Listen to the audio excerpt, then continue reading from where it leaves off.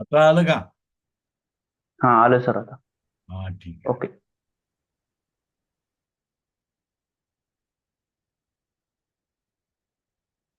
परत सुरू करूया आपण.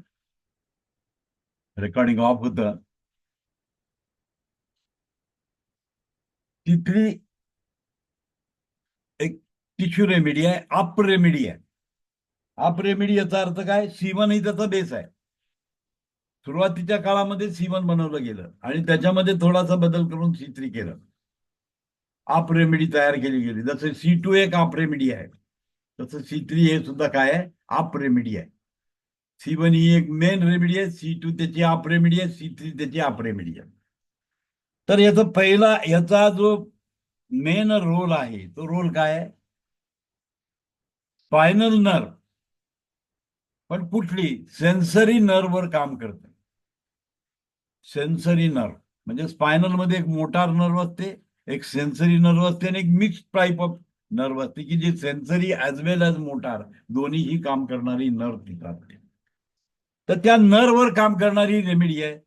In the point of view structure, S3 काय आहे? फंक्शनल आहे. म्हणजे एखाद्या सेन्सरी नर्वचं फंक्शन जर कमी झालं असेल किंवा वाढलं असेल तर ते कमी करण्यासाठी S3 रेमेडी आहे. पण त्याच्या विरुद्ध त्याचं स्ट्रक्चरमध्ये जर काही प्रॉब्लेम झाल्यामुळं त्याचं फंक्शन जर बिघडलेलं असेल तर तुम्हाला काय वापरायला पाहिजे? C3 रेमेडी वापरायला पाहिजे. तर C3चा रोल आहे सेन्सरी नर्ववर काम करणारी रेमेडी आहे. त्यानंतर त्वचा की निचले भाग, कॅक्टस, सबक्युटॅनस. क्युटॅनस म्हणजे काय? त्वचेचे जे लेयर्स असतात त्याला क्युटॅनस म्हणतात. तर त्या सबक्युटॅनस मध्ये काम करणारी रेमेडी आहे. म्हणजे नर्वची एंडिंग कुठं आलेलं असतं? सबक्युटॅनस, क्युटॅनस लेवलला आलेलं असतं. सेन्सरी नर्वचा जो पार्ट आहे तो क्युटॅनस लेवलला कनेक्टेड असतो. म्हणजे स्पायनल कॉर्डवरनं जेव्हा पेरिफ्रियल नर्व येते तेव्हा ते दोन ब्रांच असतात, एक सेन्सरी पार्ट, एक मोटार पार्ट असतात. मोटार पार्ट मसलला कनेक्ट होतो आणि सेन्सरी पार्ट कुठे होतो? स्किनला कनेक्टेड असतो. लक्षात आलं? Sensory part स्किनला.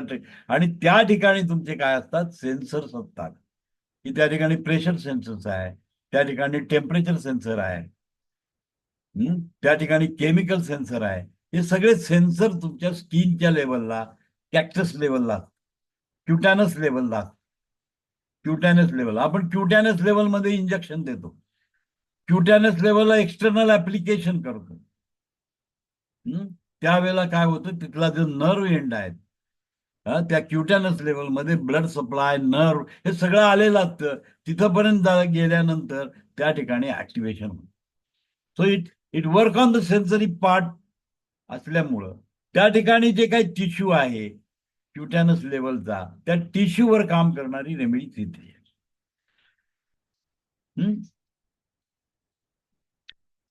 स्त्री पुरुष के जननेंद्रिय, जेनेटल ऑर्गन्सवर काम करते. याचा अर्थ काय? C3 चा रोल असा आहे की C3 सेन्सिटिव्हिटी निर्माण करते आणि स्त्री पुरुषांच्या जननेंद्रियाच्या रिलेटेड रेमेडी का म्हणतो? तर त्या ठिकाणी जे सेन्सेशन आहे, ते सेन्सेशनची इन्फॉर्मेशन, सेन्सेशन कशासाठी पाहिजे? ब्रेनला इन्फॉर्मेशन मिळते. ब्रेनला इन्फॉर्मेशन मिळते.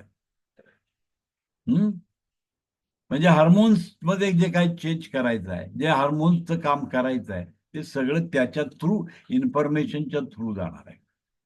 म्हणजे सेक्शुअल विकनेसेस आहे, फिमेल असू दे तर मेल असू दे, एक्सायटेशन होतच नाही आहे. म्हणजे सेन्सरी पार्टला प्रॉब्लेम आहे. दोघं जवळ येऊन सुद्धा जे काही सेक्शुअल हे व्हायला पाहिजे ते प्रॉपर होत नाही. याचं कारण जेनेटिकल ऑर्गन मधली सेन्सिटिव्हिटी कमी झालेली असल्यामुळे हे सगळ्या गोष्टी घडत असतात. तर त्या कावावर काम करतं. जेनेटिकल ऑर्गनच्या सेन्सरी पार्टवर काम करणारी रेमेडी C3 आहे.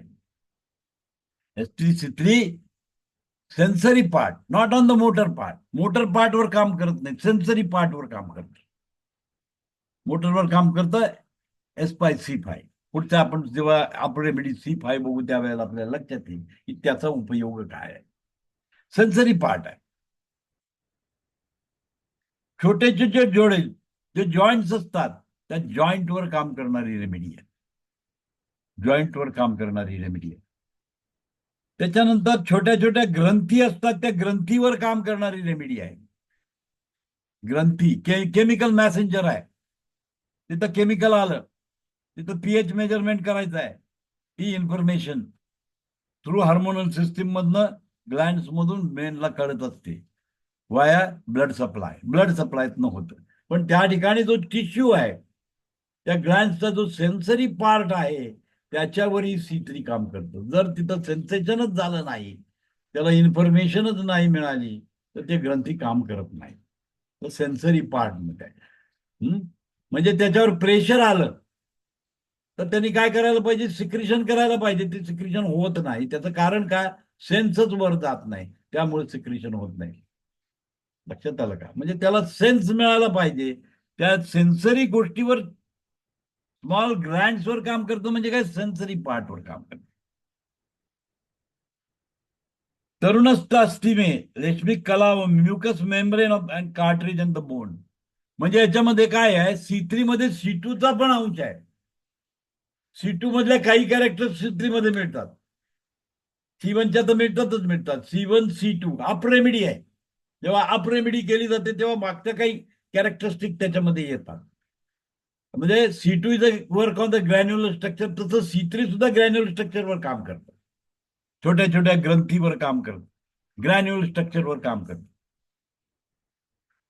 स्मॉल इंटेस्टाईनवर काम करतं. त्यानंतर अस्थिकेश लेचमिक कलाव mucus membrane and the cartilage and the bone.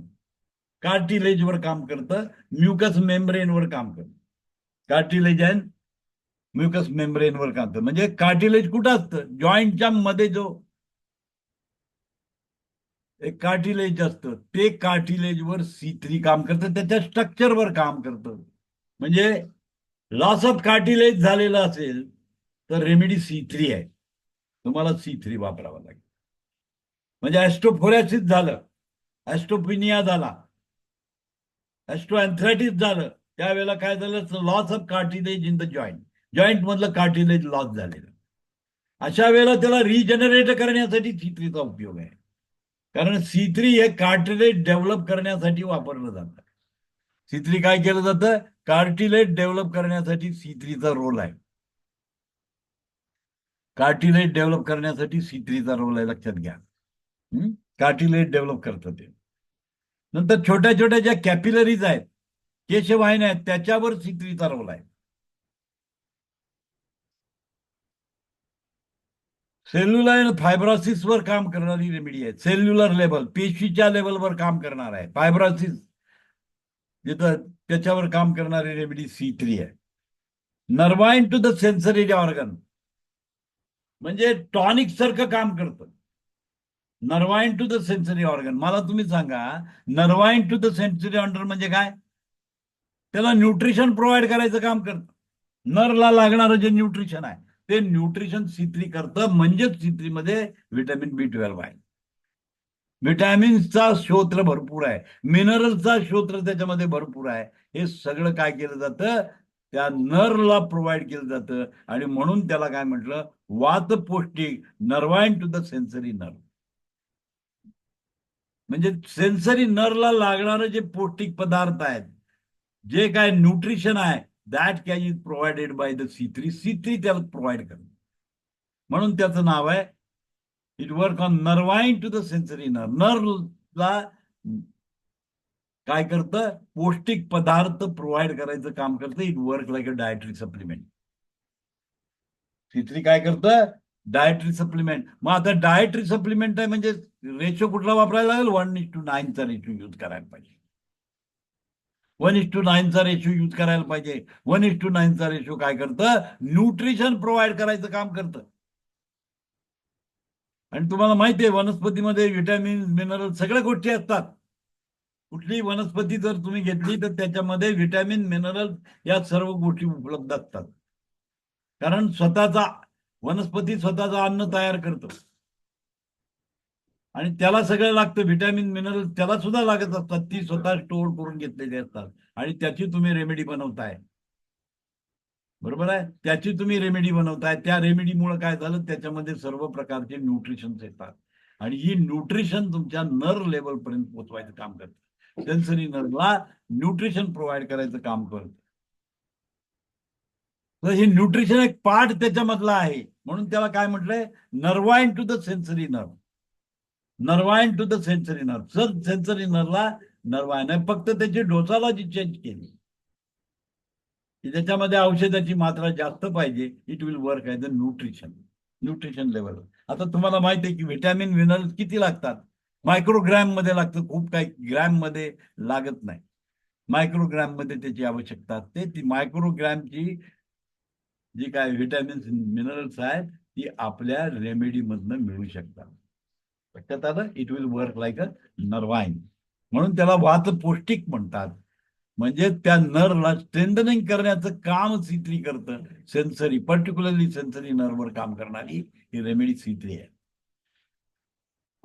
त्यानंतर काय दिलंय, रुग्ण अवस्थेमध्ये प्रयोग केला तर काय होतं. नॉर्मल कंडिशन मध्ये C3 तुम्ही घेत राहिला तर काय, तुमची सेन्सरी नर्व स्ट्रॉंग व्हायला सुरुवात. नॉर्मली जर तुम्ही C3 घ्यायला सुरुवात केलं ऍज अ टॉनिक म्हणून तुम्ही जर ते वापरायला लागला तर it will you provide you the nutrition to the sensory nerve. Sensory नर्वला न्यूट्रिशन द्यायचं काम करेल. आणि रुग्ण अवस्थेमध्ये मात्र काय काम करेल, रुग्ण अवस्थेमध्ये ग्रंथी दोष नाशक. म्हणजे एका ग्रंथीमध्ये जर काही दोष झालेला असेल तर तो दोष नष्ट करण्याचं कपॅसिटी त्याच्यामध्ये आहे. खुजली नाशक आहे, अँटी पॅरेटिक, अँटी प्युरॅटिक म्हणतात त्याला, अँटी प्युरॅटिक, खुजली नाशक. एक्सटर्नल ऍप्लिकेशन केलं C3चं, S3C3 तुम्ही लावलं तर तुम्हाला येणारी खुजली बंद करता येईल. म्हणजे S3C3Y एक्सटर्नल ऍप्लिकेशन मध्ये लावून टाका स्किनवर, खुजली बंद होणार. पण पण एक शब्द आहे त्याच्यात, पण याचा अर्थ काय, कायमस्वरूपी बंद होणार नाही. त्याचं कारण आहे मूळ आजार दुसरीकडे आहे. खुजली क्रिएट करणारा पदार्थ तुमच्या शरीरामध्ये तयार होतोय. It is concern with the digestive system. म्हणजे तिकडे जायला पाहिजे तुम्हाला. लक्षात आलं का. म्हणजे ही काय होते, ऍलोपॅथी सारखं ऍप्लिकेशन झालं हे. खुजली बंद करायची, मलम लाव म्हणजे खुजली कमी होते. तसा आपल्याला एक्सटर्नल ऍप्लिकेशन मध्ये C3चा उपयोग करू शकता. S3C3Y कंट्रोल करू शकतं. म्हणजे खुजली आपोआप बंद होईल. खुजली काय करता येते आपल्याला, बंद करता येते. हा, तर ही त्याची मेन स्ट्रक्चर आहे. म्हणून त्याला काय म्हटलं, खुजली नाशक म्हटलेलं आहे. ऍप्लिकेशन काय आहे, खुजली नाशक म्हणून काम करू शकता. त्यानंतर अँटी ॲलर्जी काय, ॲलर्जी काय करते, allergy is a sensitive part आहे, सेन्सिटिव्ह पार्ट असतं. सेन्सरी नर्ववर काम स्टिम्युलेशन केलं जातं ॲलर्जीन्समुळं. ॲलर्जिक रेनिसायटिस आहे, म्हणजे बाहेरने येणारे परागकण अमुक्त नाकामध्ये गेल्यानंतर त्या ठिकाणी काय केलं जातं, सेन्सेशन निर्माण होतं. आणि हे सेन्सेशन काय करतं, सिक्रिशन जास्त करतं, नाक गळायला सुरू होतं, शिंका यायला लागतात, सगळे ऑपरेशन्स व्हायला सुरुवात. पण जो ॲलर्जीन आहे, जो बाहेरून आलेला ॲलर्जीन जो आहे, तो काय करतो, सेन्सरीला पार्टला ऍक्टिव्हेट करतो. म्हणजे एखाद्याला व्हॉमिटिंग होते, काहीतरी खाल्लं की त्याला व्हॉमिटिंग व्हायला सुरुवात होते. हे काय झालं, त्याची सेन्सिटिव्हिटी वाढलेली आहे. त्या पदार्थाची जी सेन्सिटिव्हिटी आहे दॅट इज इन्क्रीज. म्हणजे सेन्सरी पार्टवर काम करतो, स्टिम्युलेशन होतं. ते पदार्थ पोटात गेल्याबरोबर त्याचं स्टिम्युलेशन होऊन उलट्या व्हायला सुरू होतं. मग त्याला आपण ॲलर्जी म्हणतो. ॲलर्जींचं वर्क आहे ते सेन्सरी पार्टवर वर्क होतं आणि त्याचा एंड इफेक्ट व्हॉमिटिंग सुरू होतं. दिस इज ऍक्च्युअली द रिझन. या ठिकाणी C3चा रोल आहे. स्ट्रक्चरल जर प्रॉब्लेम झालेला असेल, त्या ठिकाणी स्ट्रक्चरमध्ये काही डिफिकल्टी झाल्यामुळं सेन्सिटिव्हिटी जर वाढलेली असेल तर C3 वापरायचं आहे. पण नुसतं तुमचं सेन्स बंद करायचं असेल तर S3 वापरायचं आहे. फंक्शनली जेव्हा तुम्ही काम करता तेव्हा S3चा रोल आहे. स्ट्रक्चरमध्ये काहीतरी प्रॉब्लेम सुरू झालेला असेल आणि त्याच्यामुळे जर होत असेल तर सेन्सिटिव्हिटी, काही खाल्लं तरी उलटी होते, काही खाल्लं तरी उलटी होते, ॲलर्जींचा काही संबंधच नाहीये. म्हणजे सगळ्याचीच ॲलर्जी होते. अशा कंडिशनमध्ये C3चा रोल आहे. अशा कंडिशनमध्ये C3चा रोल आहे, कारण त्या ठिकाणी स्ट्रक्चरमध्ये प्रॉब्लेम झाला आणि पर्टिक्युलरली म्युकस मेम्ब्रेन किंवा ज्या गोष्टी आहेत त्या काय झाल्या, अति सेन्सिटिव्हिटी झाली. अति सेन्सिटिव्हिटी क्रिएट झाली म्हणजे त्याला काहीही सहन होत नाही, ही कंडिशन निर्माण झाली. त्यावेळेला C3चा रोल आहे, नॉट द S3. S3 तिथं वापरता येणार नाही, C3 वापरावं लागेल.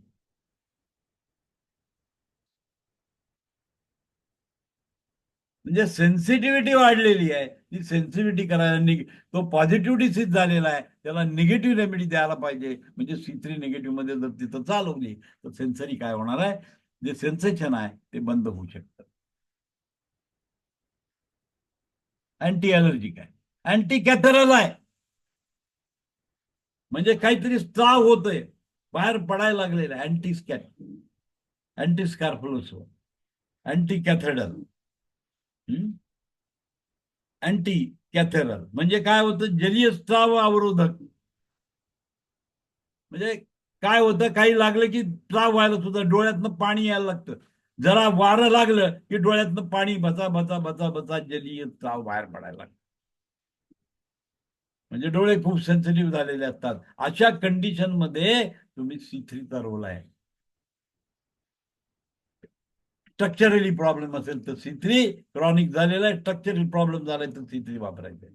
नॉर्मल कंडिशन मध्ये S3 वापरायचं आहे. फंक्शनल कंडिशन लेवलला S3चा यूज आहे. अतिसार अवरोधक, अँटी डायरल. अतिसार अवरोध, काही खाल्लं की संडास लावायचं. अतिसार, पोट बिघडलं म्हणतो आपण, काही सहनच होत नाही, पाणी जरी प्यायलं तरी जुलाब व्हायचं. म्हणजे इतकी सेन्सिटिव्हिटी वाढलेली असते त्या ठिकाणी. तिथं तर स्ट्रक्चर प्रॉब्लेम झालेला असतं, म्हणून C3चा रोल आहे त्या ठिकाणी, अँटी डायरल. तुम्ही लक्षात घ्या की हे सेन्सरी पार्टवर जास्त काम करत. त्वचा को नष्टता रोखने वाला, anti cancerous to the skin.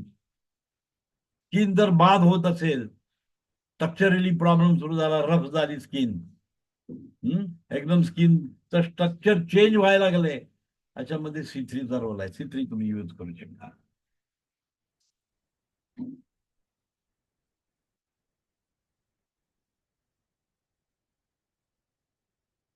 आणि मग याच्यामध्ये Gच्या बरोबर जर A2F2G आणि Bच्या साथमध्ये जर उपयोग केला तर इमिजिएटली बाह्य प्रयोगाचा तुम्ही केला, एक इलेक्ट्रिसिटी त्याच्यात ऍड केली तर लगेचच तुम्हाला रिझल्ट मिळाला. A2 वापरला, F2 वापरला, G वापरला, B वापरला तर ते तुम्हाला त्या ठिकाणी काम मिळू शकतं. तर आपण आता पुढे सुरू करूया. हे त्याचं जनरल डिस्क्रिप्शन तुम्हाला मी सांगितलं. C3चा जो रोल आहे तो तुम्हाला मी आता सांगितला. आता पुढे आपण जाऊया डिटेलमध्ये त्याचं बघू. C3 टिश्यू के संबंधी रोग की तीसरी अवस्था की रेमेडी है. यह S3 के अंतर्गत आने वाले अंगों के स्ट्रक्चर के बदलाव व खराब आने पर, म्हणजे it is a parallel remedy to S3. S3 functional है, C3 स्ट्रक्चरल रेमेडी कार्य करती है. इसीलिए जहां S3 का प्रभाव है वहां C3 कार्य करती है. C3 का प्रभाव स्किन, उसकी स्किन के ग्लैंड, स्किन के नीचे पाए जाने वाले म्यूकस मेम्ब्रेन, सेल टिश्यू, हड्डी की म्यूकस मेम्ब्रेन. बघा, हड्डीमध्ये सुद्धा एक म्यूकस मेम्ब्रेन असतो, त्या मेम्ब्रेनवर काम करतं. म्हणजे तुम्ही जसं बोन स्ट्रक्चर बघितलं तर त्या बोन स्ट्रक्चर मध्ये सुद्धा लेअर्स असतात आणि त्याच्यामध्ये जे काही म्यूकस लेअर आहे त्याच्यावर काम करते. आणतो की ग्लँड्स, त्याच्यामध्ये ग्लँड्स, स्मॉल इंटेस्टाईन घेतलं तर त्याच्यामध्ये ग्लँड्स असतात, त्यातून डायजेस्टिव्ह ज्यूस सिक्रेट होत असतो, इंटेस्टायनल ज्यूस म्हणतो. त्या जे छोट्या छोट्या ग्रंथी आहेत त्याच्यावर C3 काम करतो.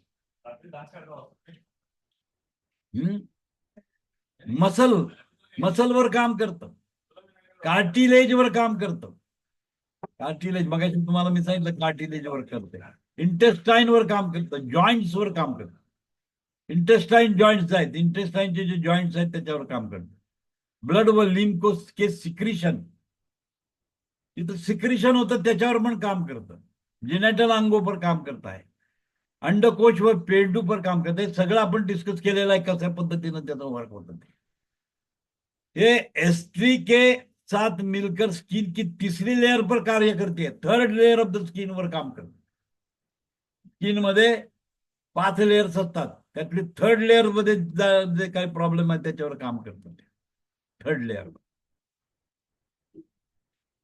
C3 सेक्सुअल ऑर्गन में ब्लड सप्लाई की कमी के कारण उत्पन्न सभी विकारों में इंटरनल एक्सटर्नल प्रयोग करने पे बहुत अच्छा कार्य करती है.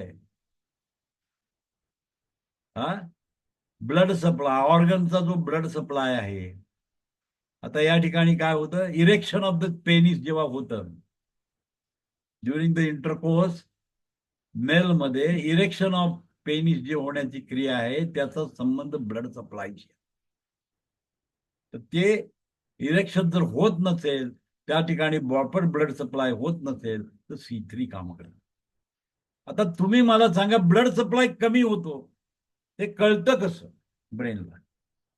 हु is giving the information? Motor nerve मधनं प्रेशर वाढवायचं काम करतं ब्रेन. कसं केलं जातं तर त्या ठिकाणी जो sensory part on the capillaries and the vessels वर आहे, तो सेन्सरी पार्टची इन्फॉर्मेशन ब्रेनकडे जाते आणि ब्रेन मग काय करतो, तिकडून स्टिम्युलेशन काय करतो, त्या त्या कॅपिलरीज आणि वेन्स मध्ये असलेले किंवा आर्टरीजवर जे मसल्स असतात त्याला मसलला ऍक्टिव्हेट करते आणि फोर्सफुली ब्लड पुढे ढकललं जातं. ही इंटरनल त्याच क्रिया आहे. पण सेन्सरी पार्टवर होणार आहे. सेन्सरी पार्ट आहे, तुम्ही स्ट्रेच करताय मसल, पण हे स्ट्रेचिंगची इन्फॉर्मेशन ब्रेनला नाही गेली, प्रॉपर सिग्नलिंग तिथनं न झालं तर तिथं ब्लड सप्लाय कमी झाला आणि ब्लड सप्लाय कमी आला की नमनेच येणार, पुन्हा काम नाही करणार. तुम्ही या दृष्टीनं अँगलनं विचार करा, तुम्ही त्या लॉजिक मध्ये विचार करा. Logically you should think. तुमचा विचार हा लॉजिकली असलं म्हणजे का होत असं, ब्लड सप्लाय कमी का होतो, तर त्याची सेन्सच तिकडे जात नाही. मेंदूला सेन्स न गेल्यामुळं काय होतं, तुम्हाला जेवढा सप्लाय तिथं पाहिजे तेवढा मिळत नाही, कारण त्याला किती स्ट्रेच करायचा आहे हे त्याला न कळल्यामुळं तो तिथे ब्लड सप्लाय देऊ शकत नाही. मसल सगळं चांगलं आहे, सगळं काम करते, मसल मध्ये काही गडबड नाहीये. मोटार न्यूरॉन मध्ये सुद्धा काही गडबड नाही, तिथं मोटार सप्लाय प्रॉपर होते, मसलची ऍक्टिव्हिटी बरोबर आहे. परंतु प्रत्यक्ष काम करत असताना त्या ठिकाणी प्रॉपर ब्लड सप्लाय होत नाही, प्रॉपर एनर्जी मिळत नाही, त्यामुळे नमनेस येतो. या ठिकाणी काय बघायला पाहिजे, सेन्सेशन कमी झालेलं असतं, लॉस ऑफ सेन्सेशन होतं आणि त्यामुळे मसल फंक्शन करत नाही, त्यामुळे ब्लड सप्लाय तिथे प्रॉपर पोहोचत नाही. अशा कंडिशन मध्ये C3 of the organ C3 sensitivity. म्हणून त्यांनी काय म्हटलं, विकारों में एक्सटर्नल और एक्सटर्नल प्रयोग करने में बहुत अच्छा कार्य करती.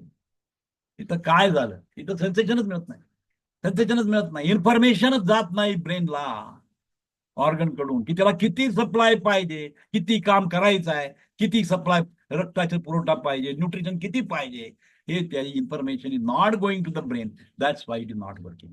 म्हणून ते काम करत, म्हणजे सेन्सिटिव्हिटी कमी झालेली असते.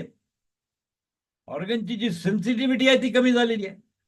म्हणजे लक्षात घ्या, डिओडिनम मध्ये भोजन आलं, पायलोरिक रिजन मधनं डिओडिनम मधनं भोजन आलं आणि तिथं सेन्सेशनच नाही आहे, ऍसिडिक झालेलं भोजन त्या ठिकाणी आलं, तिथं पीएच मेजर करण्याचं जे काही सेन्सरी पार्ट टिश्यू डॅमेज झालेलं, तो टिश्यू डॅमेज झाला तर सेन्सेशन ब्रेनला जाणारच नाही आणि सेन्सेशन ब्रेनला नाही गेल्यामुळं बाईल ज्यूस सिक्रेट नाही होणार, गॉल बॅडर मधून बाईल ज्यूस नाही येणार, पॅनक्रियाटिक ज्यूस नाही येणार, इंटेस्टाइनल ज्यूस सिक्रेट नाही होणार. ही सर्व कंडिशन त्या ठिकाणी तयार होते because of the loss of sensation at that area. मग अशा वेळेला तुम्हाला C3चा रोल आहे. C3 जर तुम्ही वापरलं तर त्या ठिकाणी प्रॉपर ब्लड सप्लाय येईल, प्रॉपर न्यूट्रिशन त्याला मिळेल आणि मग काय करेल, ते ऑर्गन व्यवस्थित पद्धतीने काम करेल. सिक्रेशन होणारच नाही. If there is no sense, secretion म्हणजे असं बरेच वेळेला होतं की सिक्रेशन लॉस काय त्याला कळतच नाही, कळत नाही त्यामुळे ते काही करतच नाही अशी अवस्था होते. म्हणजे ग्रंथी चांगली असते पण सेन्स न गेल्यामुळे ती ग्रंथी काम करत नाही, त्याच्यामध्ये काही डिफेक्ट नसतो, प्रॉपर सिक्रेशन होत नाही. त्याचं कारण no sensitivity, no sensitive sensory इन्फॉर्मेशनच ब्रेनकडे जात नाही, कारण तिथला जो टिश्यू आहे, sensory part of the sensory nerve end, nerve end जो आहे, जो क्युटॅनस मध्ये आलेला आहे, जो स्किन मध्ये आलेला आहे, तो नर्व एंडच एक्साइट होत नाहीये, तिथं डॅमेज झालेला आहे आणि त्यामुळं सेन्सरी इन्फॉर्मेशन मिळत नाही. आणि सेन्सरी इन्फॉर्मेशन न गेल्यामुळं तिथे प्रॉपर ब्लड सप्लाय, तिथं प्रॉपर न्यूट्रिशन पोचत नाही, त्यामुळे ते ऑर्गन काम करत नाही. हे रिझन असतं. म्हणजे sensory part is also very important. Sensory nerve root त्या ठिकाणी असतात आणि ती सेन्सरी रूट, ती जी इन्फॉर्मेशन आहे, it is going to the brain, to the sensory nerve. Sensory nerve मधनं त्या ठिकाणी ब्रेन मध्ये जाते आणि ब्रेन अनालिस करून मोटार न्यूरॉनच्या मार्फतीनं इन्फॉर्मेशन त्या ग्लँड्स ज्या आहेत त्याच्या मसलला देतो आणि मग ते मसल कॉन्ट्रॅक्ट झालं की सिक्रेशन व्हायला. You go for the mechanism. Mechanism काय आहे त्याच्या मागचं तुम्ही समजून घ्या. म्हणजे असं कधी कधी होतं की तिथलं सेन्सेशन लॉस होतं, सेन्सेशन लॉस होतं, इन्फ्लामेटरी कंडिशन. ज्यावेळेला त्या ठिकाणी सूज येते मेम्ब्रेनला, त्यावेळेला सेन्सेशन कमी होतं आणि सेन्सेशन कमी झाल्यामुळे सिक्रिशन ऑफ डायजेस्टिव्ह ज्युसेसवर परिणाम होतो, organ doesn't work proper. He condition निर्माण, ही कंडिशन त्यावेळेला निर्माण होते. त्यावेळेला S3 C3चा रोल आहे. स्ट्रक्चरली प्रॉब्लेम असेल तर C3 वापरा, इन्फ्लामेशन आलं तर C3च वापरावं लागेल. S3चा रोल नाही आहे त्या ठिकाणी, S3चा रोल नाही आहे, C3चा रोल आहे. कारण का, इन्फ्लामेशन आलं, टिश्यू डॅमेज व्हायला सुरुवात झाली, first stage of the disease आहे, त्या ठिकाणी सूज आल्यानंतर ती प्रकार होतो. सूज आल्यानंतर त्या ठिकाणी इन्फॉर्मेशन मिळत नाही, नमनेस येतो, टॅग्नेशन होतं, इन्फॉर्मेशन पास होत नाही. अशा कंडिशन मध्ये C3चा रोल आहे, लक्षात घ्या. It work on the inflammation of the sensory nerve. Sensory नर्वच्या एंडला इन्फ्लामेशन आल्यामुळं त्या ठिकाणी सेन्सेशन जात नाही आणि त्यामुळं ग्रंथीचं काम होत नाही. हे त्याच्यामध्ये logic, it is a physiology and anatomically changes झालेले असतात. त्यामुळं त्या ठिकाणी ऑर्गनचं फंक्शन होत नाही, त्या ग्लँडचं फंक्शन होत नाही, प्रॉपर सिक्रिशन होत नाही. आणि सिक्रेटरी पार्टला इन्फॉर्मेशनच, मसलला इन्फॉर्मेशनच मिळत नाही, त्यामुळे ते काही सिक्रेशन करत नाही, बंद करून टाक. तर या कंडिशन मध्ये तुम्ही काय वापरू शकता, C3 यूज करू शकता.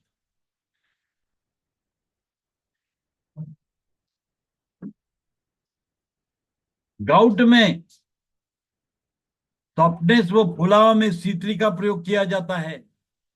गॉटर, गॉटर मध्ये, थायरॉइड गॉटर, सॉरी गाउट नाही, थायरॉइड गॉटर म्हणजे थायरॉइड ग्रंथीला सूज आलेली असते.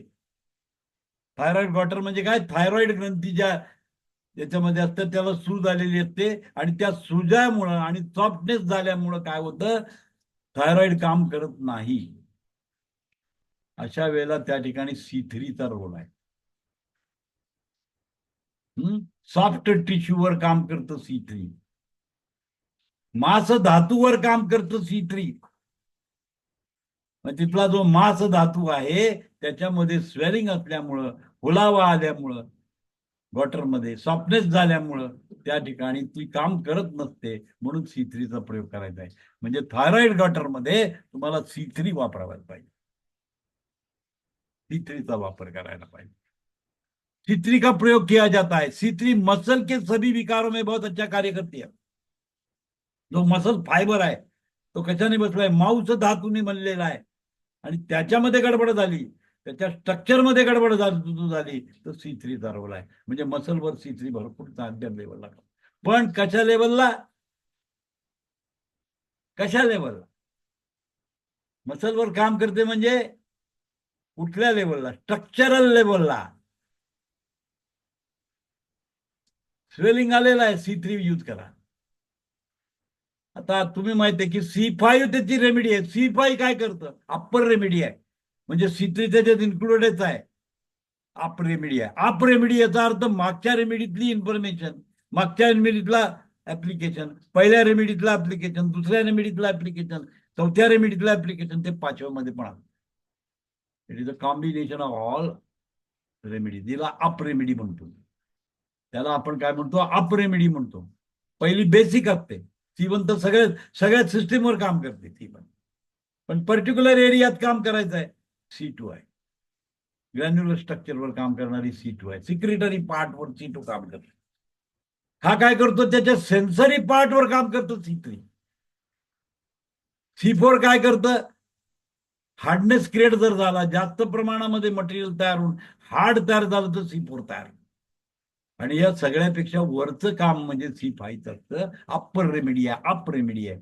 तर याच्यामध्ये सगळं फंक्शन येतं. म्हणून C5 जनरली यूज करतात. इन्फ्लामेटरी कंडिशन मध्ये वी आर युझिंग C5. ही अप रेमेडी आहे. पण C3 चा रोल त्या ठिकाणी. मसल के सभी विकारों में बहुत अच्छा कार्य करते. मसल म्हणजे काय?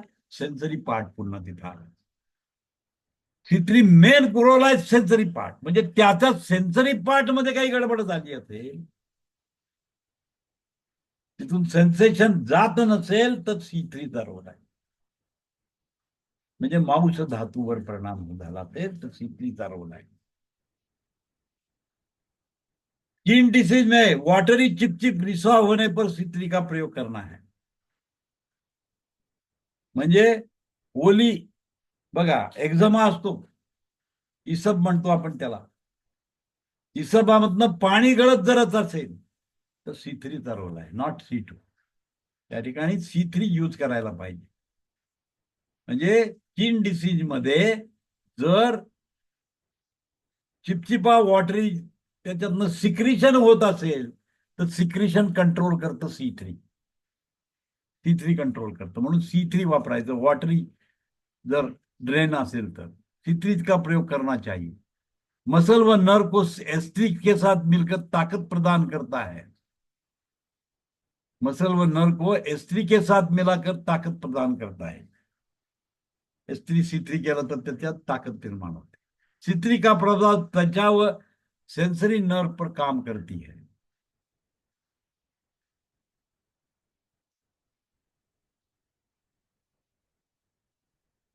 त्वचा रोग व सेंसरी नर्व पर कार्य करती है. ये स्पर्श शक्ति को उत्तेजित करती है. स्पर्श शक्ति, सेंसरी स्पर्श शक्ति को उत्तेजित करती है. इसीलिए जनिनेंद्र के रोग व निर्बलता नामर्दी में विशेष औषधिया है.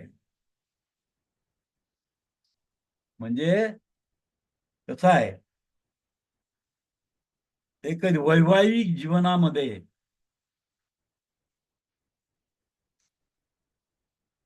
संबंधाला खूप महत्व आहे.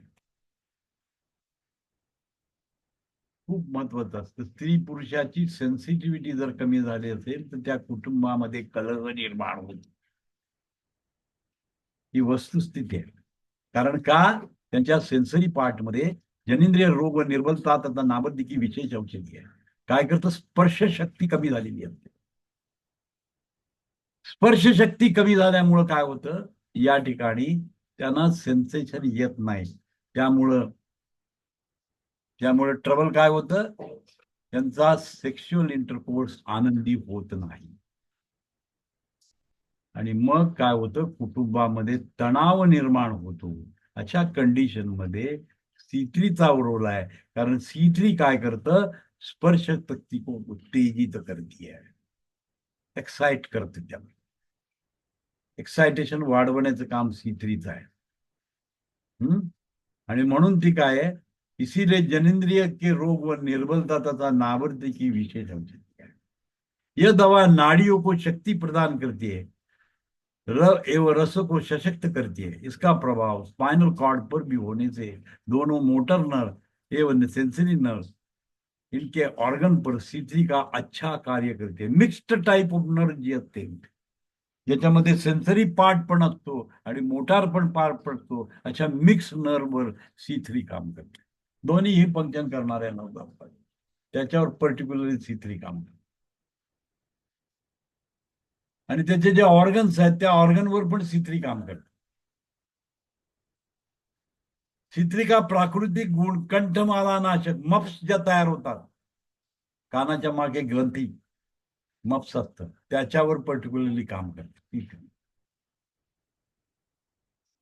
कंठमालानाशक हे वो बलवर्धक है, हे वो नाड़ी को शक्ती प्रदान करते है, सेन्सरी नर्वला आणि मिक्स नर्वला ताकद देते, कारण ती नर्वाईन आहे, पौष्टिक आहे, त्याच्यामध्ये न्यूट्रिशन आहे. हे न्यूट्रिशन पूर्णपणे त्या सेन्सरी आणि मिक्स नर्वला पूर्णपणे ताकद प्रदान करायचं काम करते. यह दवा विशेष रूप से स्पर्श शक्ति को उत्तेजित करती है. विशेष रूप से सेंसरी पार्ट वर जास्त काम करते ही. यह दवा अमाउश व पित्ताशय पर अच्छा कार्य करती है. कशावर काम करतं? गॉल ब्लॅडर आणि स्टमक वर काम करणारी रेमेडी आहे. गॉल ब्लॅडर आणि स्टमक वर काम करणारी रेमेडी आहे.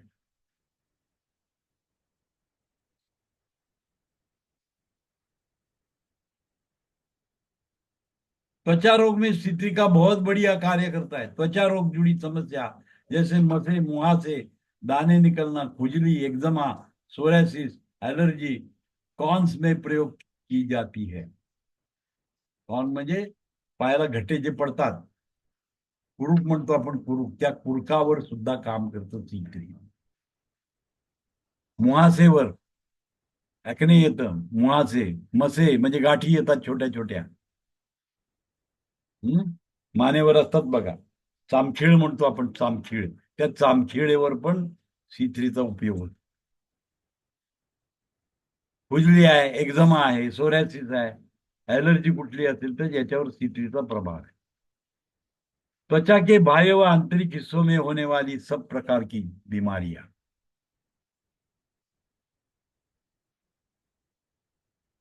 म्हणजे अंतर्बाहर जे काही त्वचेवर रोग होणारे आहेत त्याच्यावर सगळ्यावर काम करते. विशेष करके क्रॉनिक प्रकार के त्वचा रोग में जेव्हा डिसीज पहिल्या लेअर मधून दुसऱ्या तिसऱ्या लेअर मध्ये जातो त्यावेळेला C3चा रोल आहे. त्वचा पर किसी प्रकार के दाने निकलने पर उसमें पस निकलता है, त्याच्यातून पस यायला सुरुवात होते, त्याच्यामध्ये पर्टिक्युलर C3चा उपयोग आहे. म्हणजे नुसते दाणे उघडले तर C5चा उपयोग आहे. नुसते पुरळ येते C5, पण त्यातून पच बाहेर यायला लागला तर तो C3चा रोल आहे. C3 वापरायला पाहिजे. पस निकलना, सोरायसिस, हर्पिस में C3 का प्रयोग करना चाहिए. पुरुषों के जननेंद्रिय, स्त्री पुरुषों के जननेंद्रिय रोग में C3 का बहुत अच्छा कार्य करती है. C3 सेंसरी नर्व पर प्रभावी होने के कारण इसका असर स्त्री पुरुष के जननेंद्रिय संबंधी रोग में जैसे धातु क्षीणता, निर्बलता आदि में आराम करती है. C3 नसों को शक्ति प्रदान करती है. जननेंद्रिय के रोग, जननेंद्रिय की कमजोरी, सुजा दब दब जाना, स्त्रियों में मासिक समस्या, पीड़ा, ओवरियन ग्लैंड्स के रोग, गर्भाशय की समस्या, C3 ऐसे रोगी के लिए जो जनेंद्रिय निर्बलता के शिकार है उनके लिए अत्यंत लाभदायक है. बघा काय दिलंय.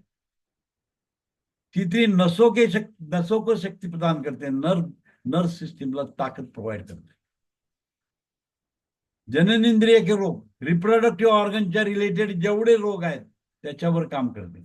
जननेंद्रिय की कमजोरी,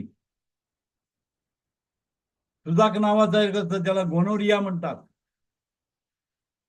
सेक्शुअली ट्रान्समिटेड डिसीज मध्ये तो गनोरिया, त्याच्यामध्ये जननेंद्रियावर अफेक्शन झालेलं असतं, तर त्याच्यावर C3चा रोल आहे. तो दबला असेल त्या ठिकाणी तर त्याला बाहेर काढून त्याला बरं केलं जातं.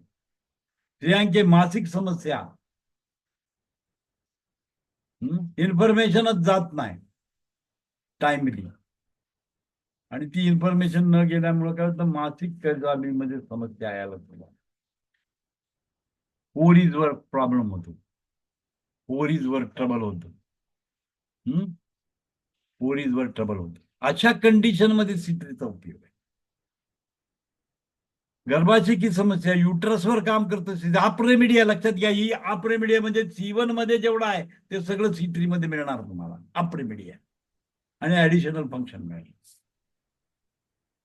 ती युनिव्हर्सल रेमेडी आहे, सगळ्याच गोष्टीवर काम करणारी आहे, सर्व स्ट्रक्चरवर काम करणारी रेमेडी आहे. तसं C3 मात्र काय केलं, स्पेसिफाईड गोष्टीवर काम करायला लागलं. हे स्पेसिफिकेशन झालं. पण जनरल रेमेडी C1 आहे. C1 दिल्यामुळे रिझल्ट येणार नाही असं नाही, C1 पण रिझल्ट येणार. पण तुम्हाला ऍडव्हान्स मध्ये रिझल्ट पाहिजे, लवकरात लवकर रिझल्ट पाहिजे, त्याच्यासाठी आप रेमेडीज बनवलेले असतात. बेसिक रेमेडी C1 आहे, म्हणून C1 वर जास्त दिवस काढले मी. बेसिक रेमेडी आहे C1 मध्ये जेवढं अंतर घेते तर ते C3 मध्ये असतं. C3 वर्क लाईक C1, पण एका पर्टिक्युलर विशिष्ट फंक्शनशी रिलेटेड काम करतं. C1 जनरलाइज काम करतं, C3 स्पेशलाइज काम करतं, C2 स्पेशलाइज काम करतं, पण C1 मात्र जनरल रेमेडी म्हणून यूज करतो. तो हा डिफरन्स आहे, अप रेमेडी आहे. आणि याचा पर्टिक्युलर जो इफेक्ट आहे तो काय, जननेंद्रियावर आहे, रिप्रोडक्टिव्ह ऑर्गनवर काम करणारी रेमेडी तयार झाली. सेन्सरी पार्ट ऑफ द नर्व्हवर काम करणारी रेमेडी तयार झाली. मांस धातूवर काम करणारी रेमेडी तयार झाली. कार्टिलेजवर काम करणारी रेमेडी तयार झाली, अप रेमेडी झाली. उच्च श्रेणीत गेलं. बेसिक होतं C1, C2 बनवली, C3 त्याच्यानंतर ती बनलेली अप रेमेडी आहे. C3 रोगों के लिए जनेंद्रिय की निर्बलता के शिकार उनके लिए अत्यंत लाभदायक औषधि है. अप रेमेडी आहे, पर्टिक्युलरली रिप्रोडक्टिव्ह ऑर्गनवर काम करणारी रेमेडी आहे, पर्टिक्युलरली स्किनच्या सिक्रिटरी सिस्टमवर काम करणारी रेमेडी आहे, म्हणजे ज्याच्यातून पथ फॉर्मेशन होत आहे, third level of the disease. प्रकार कधी होतो, थर्ड लेवलला येतो. डिसीजचे जर कॅरेक्टरिस्टिक म्हणजे थर्ड लेवलला ची कॅरेक्टरिस्टिक आहे की त्याच्यातून सिक्रिशन व्हायला सुरुवात होते. सिक्रिशन व्हायला सुरुवात सिक्रिशन होते. तर ते त्यावेळेला तुम्ही C3चा रोल आहे, third stage of the disease मध्ये. ओरियन ग्लैंड्स के रोग, गर्भाशय की समस्या, C3 ऐसे रोगी के लिए है जो जनेंद्रिय की निर्बलता के शिकार है, उनके लिए अत्यंत लाभदायक औषध C3 का प्रभाव, C3चा उपयोग होतो. म्हणजे C3 एक आहे, अप रेमेडी आहे. C1 मध्ये जे आहे ते C3 मध्ये आहे, परंतु पर्टिक्युलर गोष्टीसाठी C3 वापरली जाते. ती काय करते, रिप्रोडक्टिव्ह ऑर्गनवर काम करते, ती सेन्सरी नर्ववर काम करते, कार्टिलेजवर काम करते, मांस धातूवर काम करते. इव्हन तर सगळ्यावरच काम करते, परंतु ही अप रेमेडी असल्यामुळे वरच्या गोष्टीला काम करते. म्हणून ही अप रेमेडी आहे. अप रेमेडी मध्ये C3चा उपयोग केला, third stage of the disease मध्ये आपण उपयोग करतो. C3 का प्रभाव स्पाइनल नर्व पर होने से न्यूरेस्थेनिया रोग वो पुरुषों के लिंग की मुख्य रेमेडी है. न्यूरेस्थेनिया, न्यूरेस्थेनियाचा अर्थ काय, न्यूरेस्थेनिया म्हणजे नर्व कशाही गोष्टीने एक्साइट झाली तर प्रॉब्लेम सुरू होतो. ट्रायजेमल न्यूरोलिजिया होतो. ट्रायजेमल न्यूरोलिजिया मध्ये काय झालेलं असतं की त्याला वारा पाणी काहीही सहन होत नाही, स्किनला, फेसच्या स्किनवर काहीही सहन होत नाही. त्याला जरा जरी टच झाला ती प्रचंड पेन यायला लागतो त्याला. म्हणजे या ठिकाणी काय झालेलं आहे, सेन्सेशन निर्माण झालं, सेन्सेशन, एक्स्ट्रा सेन्सेशन तयार होतं, न्यूरेस्थेनिया रोग होतो. पुरुषों के लिंग की मुख्य रेमेडी आहे. त्याला काही टच झालं की इरेक्शन होतं. प्रॉब्लेम काय होतं, त्याला काही टच झालं की लगेच इरेक्शन व्हायला सुरुवात होते. मोर सेन्सिटिव्ह झालेलं असतं ते, तिथं काही टच करून चालत नाही. अशा कंडिशन मध्ये C3चा रोल आहे. मग पॉझिटिव्ह निगेटिव्ह घ्यायचा आहे. सेन्सिटिव्हिटी कमी झाली तरी C3 वापरायचं आहे, सेन्सिटिव्हिटी वाढली तरी C3 वापरायचं आहे. पुरुषों के लिंग की प्रमुख रेमेडी आहे. इरेक्शनच होत नाही. स्त्रीच्या जवळ गेला तरी सुद्धा त्याचं इरेक्शन होत नाही, तो सेन्सच त्याला मिळत नाही, त्यामुळे ते इरेक्ट होत नाही. अशा कंडिशन मध्ये C3चा उपयोग केला. आणि नुसतं विचार आला तरी पण इरेक्शन होत आहे, मोर सेन्सिटिव्ह झालेलं असतं. अशा कंडिशन मध्ये C3चा उपयोग करायचा आहे. C3 सेन्सिटिव्हिटी वाढल्यानंतर सेन्सिटिव्हिटी कमी करणारी रेमेडी आहे. It work on the sensory part of the nervous सिस्टमवर काम करतं. म्हणजे त्याला कुठलाही स्टिम्युलेशन मिळाली की ते एक्साइट होतं आणि इमिजिएटली ती क्रिया करायला सुरुवात करते. म्हणून न्यूरेस्थेनिया रोगामध्ये C3चा रोल आहे. न्यूरेस्थेनिया काय होऊ शकतं, एखादी इन्फॉर्मेशन आली की ओव्हर एक्साइट होणं, अचानक प्रतिक्रिया दाखवायची क्रिया होते, कुठलाही फिजिकल और मेंटल स्टिम्युलेशन त्याला मिळाल्याबरोबर एक्साइट होतो तो व्यक्ती. त्याच्यामध्ये C3चा रोल आहे. ओव्हर सेन्सिटिव्ह झालेला असतो माणूस. अशा कंडिशन मध्ये C3 प्रभावजन्य काम करते. आवाज आला की डोकं दुखायला सुरू होतं, मायग्रेन हेडेक सुरू होतं. आवाज आला की डोकं दुखायला सुरू होतं. डोळ्यामध्ये प्रकाश पडला की डोकं दुखायला सुरू होतं. कुठल्याही प्रकारची सेन्सरी स्टिम्युलेशन मिळाल्यानंतर जर लक्षण येत असेल तर it is a disease under come in the C3च्या रोल येतो त्याच्यामध्ये. C3 येते ओव्हर एक्सायटेशन, एक्साइट होत जात. कुठलाही स्पर्श झाला की इमिजिएटली क्रिया करायला सुरू करतं बॉडी. त्याला इतकं पेन येतं की तुमचा हात झटकून फेकून देतो बाजूला.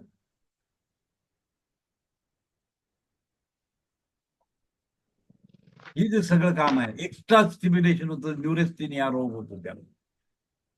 सेन्सरी पार्ट इतका स्ट्रॉंग होतो, इतकी सेन्स मिळतं की जरा जरी काही टच झालं, काही स्टिम्युलेशन तर त्याला इमिजिएटली आलं तर तो ऍक्शन करायला सुरू करतो. Body become very sensitive. Under that condition you can use C3. Chronic condition, chronic आहे, स्ट्रक्चरल प्रॉब्लेम झाला आणि त्याच्यामुळे हे सगळं स्त्रिया होत राहतं, तर ते कंट्रोल C3 करतं. अप्रेमेडी आहे. C1 मध्ये जे आहे ते याच्यामध्ये आहे. इट इज अप्रेमेडी, वरची रेमेडी आहे C3. प्रोस्टेट की समस्या पर भी काम करता है. सहायक रेमेडी के में बहुत अच्छे परिणाम देती है. सेंसरी नर्व के डैमेज होने पर हार्ट संबंधी समस्या में, आता तुम्हाला माहित नव्हतं सांगतो, सेन्सरी नर्व डॅमेज झाली, सेन्सरी नर्व डॅमेज झाली. आता तुम्हाला सांगितलं की C3 इज ए वातज नर्वाईन आहे. वातज नर्वाईन आहे. वातज नर्वाईन, वात पौष्टिक, त्याला आपण काय म्हणतो, वात पौष्टिक आहे. म्हणजे जर डॅमेज झालेली असेल सेन्सरी नर्व आणि त्याच्यामुळं हार्टची जर समस्या होत असेल तर त्याच्यावर तुम्हाला काम करावं लागेल. सेंसरी नर्व के डैमेज होने पर हार्ट संबंधी समस्या, म्हणजे ऍक्सिडेंट झाला आणि स्पायनल कॉर्ड इंज्युअर झाली, सेन्सरी नर्व डॅमेज झाली, त्याच्यामध्ये सेन्सरी नर्वला काय झालं, सूज आली, तर हार्टचं फंक्शन कमी जास्त होत राहतं. हार्टचं फंक्शन कमी जास्त राहतं. हार्टवर काही ट्रीटमेंट करून उपयोगच नाही त्याचा. सेन्सरी नर्ववर काम करावं लागेल. न्यूरोजेनिक हार्ट म्हणतो आपण, the nervous system of the heart, याच्यामध्ये प्रॉब्लेम चालू होतो. त्यावेळेला तुम्ही काय करायचं आहे, C3चा रोल आहे, C3 वापरायचा. C3 अच्छे परिणाम देती है. सेंसरी नर्व के डैमेज होने पर हार्ट संबंधी समस्या,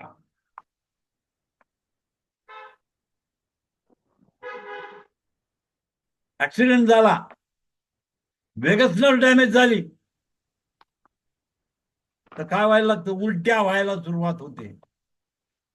वेगस नर्व डॅमेज असतो, व्हॉमिटिंग सेंटर ऍक्टिव्हेट व्हायला लागतं, उलटी व्हायला सुरुवात होते.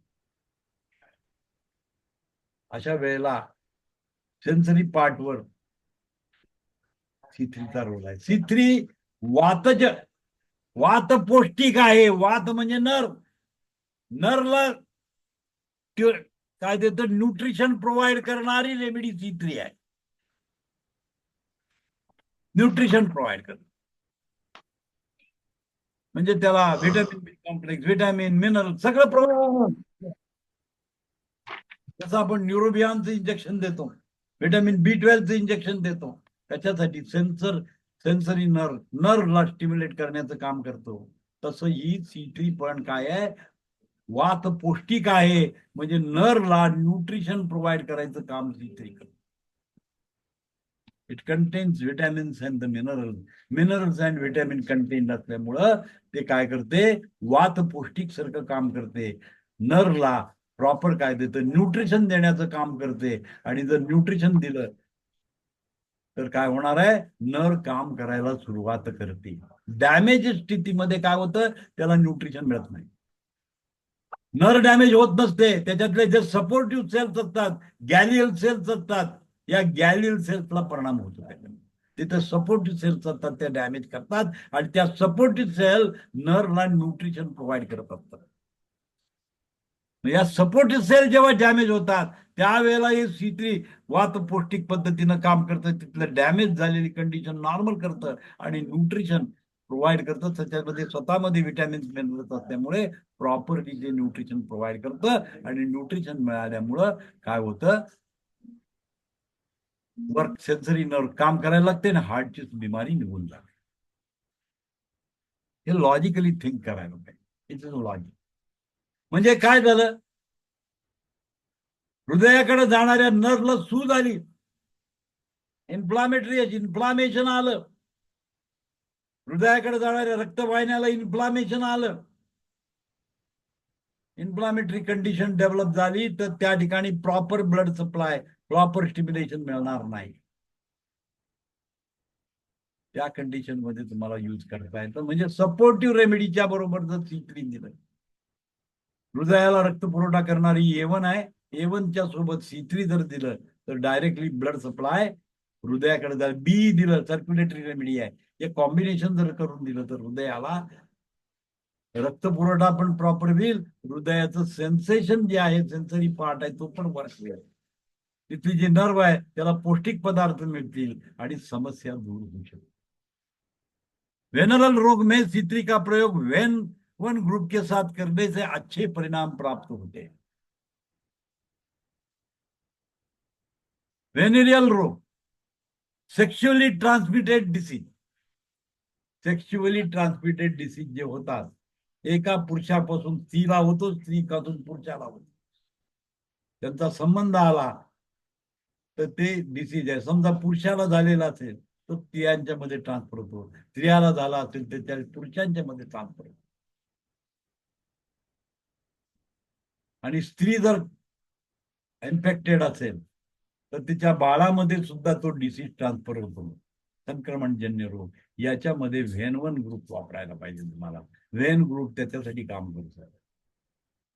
व्हेनचा रोल आहे, व्हेन-1 ग्रुपचा हा रोल आहे की जे सेक्शुअली ट्रान्समिटेड डिसीजेस आहेत त्याच्यामध्ये व्हेन-1चा रोल फार मोठा होतो. त्याच्यासाठी व्हेन-1 नावाची रेमेडी मॅटी सरांनी डेव्हलप केलेली आहे. हा ग्रुपच स्वतंत्र केला की जो जेनेटिकली ट्रान्सफर होणारा जो रोग आहे, त्या रोगावर मात आणण्यासाठी, सेक्शुअली ट्रान्समिट होणारे जे रोग आहे त्याच्यावर काम करणारे ग्रुप आहे व्हेन-1. म्हणजे एका स्त्रीतून दुसऱ्या पुरुषामध्ये, पुरुषापासून स्त्रीमध्ये, त्यांना जन्माला घातलेल्या बाळामध्ये संक्रमणाने रोग जो ट्रान्सफर होतो, त्या रोगावर अच्छी तऱ्हेचे काम करते. म्हणजे जे व्हेनरल डिसीजेस आहेत त्याच्यामध्ये C3 बरोबर व्हेन-1 वापरावं लागतं.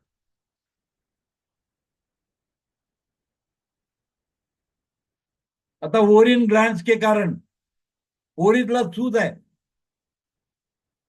आणि त्यावेळेला महामारी म्हणजे जेव्हा पाळी येते तेव्हा त्याच्या स्त्रियांचे पाय प्रचंड दुखतात आणि क्रॅम्प येतात, दर्द होतो. अशा कंडीमध्ये C3चा उपयोग. You have to use C3. Ovarian gland मध्ये सिस्ट झालं, ओरियन ग्लँड मध्ये इन्फ्लामेशन झालं, तो त्याचा परिणाम महामारी के समय पैरों में एडन व दर्द होता है. चायनीज अॅक्युपंक्चर मध्ये तिथं कुठली मेरिडियन जाते, liver and spleen meridian. Liver and spleen meridian त्या बाजूने जाते, लक्षात घ्या. आणि म्हणून आपण चायनीज अक्युपंक्चर मध्ये अशा प्रकारचं जेव्हा पेन येतो तेव्हा लिव्हरवर आपण काम करतो, स्प्लीनवर काम करतो. And it is connected to ovaries. ओव्हरीजला कनेक्टेड असतं ते. Ovaries is the part of liver and the spleen meridian. Spleen and लिव्हरच्या ती कनेक्टिव्हिटी आहे. म्हणजे ओव्हरीजच्या संबंधी पायदुखी याचं एक्सप्लेनेशन चायनीज आणि डॉक्टर वॉलनी दिलेली आहे की हे ते का होतंय, इथं दुखतंय का, एनर्जी पाथवेमध्ये गडबड होतं म्हणून पाय दुखायचे. ऑर्थोपेडिककडे जाऊन काहीही उपयोग नसतो. It is a gynaecological problem, it is not a ortho's problem. आणि पाय दुखतात ती समस्या आहे म्हणून लोक ऑर्थोपेडिक वाल्याकडे जातात, त्याच्याकडे उपचारच नसतो. हातूर मातूर काहीतरी करतो आणि देतो, पेन किलर देऊन तुम्हाला पाठवून देतो. तो प्रत्यक्ष प्रॉब्लेम असतो ओव्हरियन ग्लँड्सचा. म्हणजे महामारी के समय पैरों में दर्द एडन होना अशी जर कंडिशन असेल तर 100% कळायचं की ओव्हरियन ग्लँड्सला काहीतरी प्रॉब्लेम झालेला आहे. आणि ओव्हरीजवर काम करणारी रेमेडी C3 आहे आणि म्हणून C3 यूज करायची. Selection of remedy according to the condition हे आहे. According to the condition use करायला पाहिजे. आम्ही काय करणार, जनरल रेमेडी दिले पेन किलर ते द्यायचा प्रयत्न करणार, होणार पेन कंट्रोलच होणार, पेन कंट्रोलच होणार. जनरल रेमेडी चालणारच नाही त्या ठिकाणी.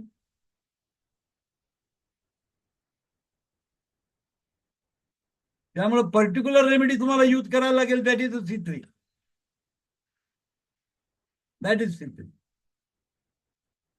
कारण चायनीज अक्युपंक्चर मध्ये तुम्हाला क्लिअरली इंडिकेट केलंय ovaries is the part of liver and spleen meridian. आणि लिव्हर आणि स्प्लीन मेरिडियनचं ओरिएंटेशन बघा, आतल्या बाजूने जातं. ओटी पोटामध्ये ते मेरिडियन येतात आणि पायाच्या आतल्या बाजूने जातं. टेस्टिकल मध्ये प्रॉब्लेम जरी असला तर लिव्हर आणि स्प्लीनच यूज करावा लागतो.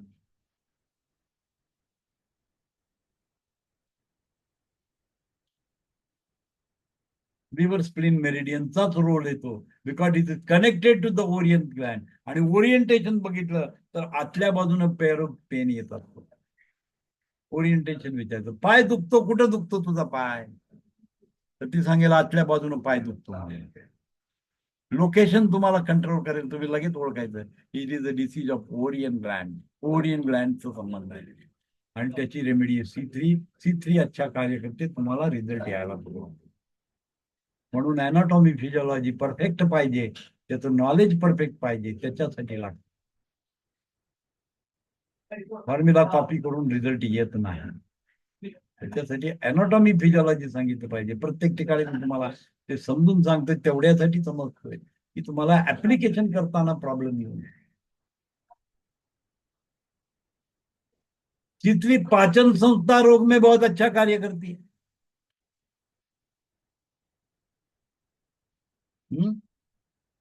स्प्लीन मेरिडियन सगळीकडे कनेक्टिव्हिटी आहे. डॉक्टर वॉलने सांगितलं स्प्लीनचे सगळे पॉइंट लिम्फॅटिक नोड आहेत, लिम्फॅटिक सिस्टमशी रिलेटेड आहे. म्हणजे प्रत्येक ऑर्गनला कनेक्टेड आहे. तसं हे C3 काम करतं. ही स्प्लीनची रेमेडी आहे समजा तुम्ही थोडक्यात. म्हणजे जिथं जिथं इन्फ्लामेशन होत आहे तिथं तिथं हे कार्य करायला सुरू करतं. पाचन संस्थान के रोग कशामुळं, आतड्याला सूज आली आहे. सोनोग्राफी रिपोर्ट मध्ये झालं की देर इज अ स्वेलिंग आहे त्या ठिकाणी, आतड्याला सूज आलेली आहे.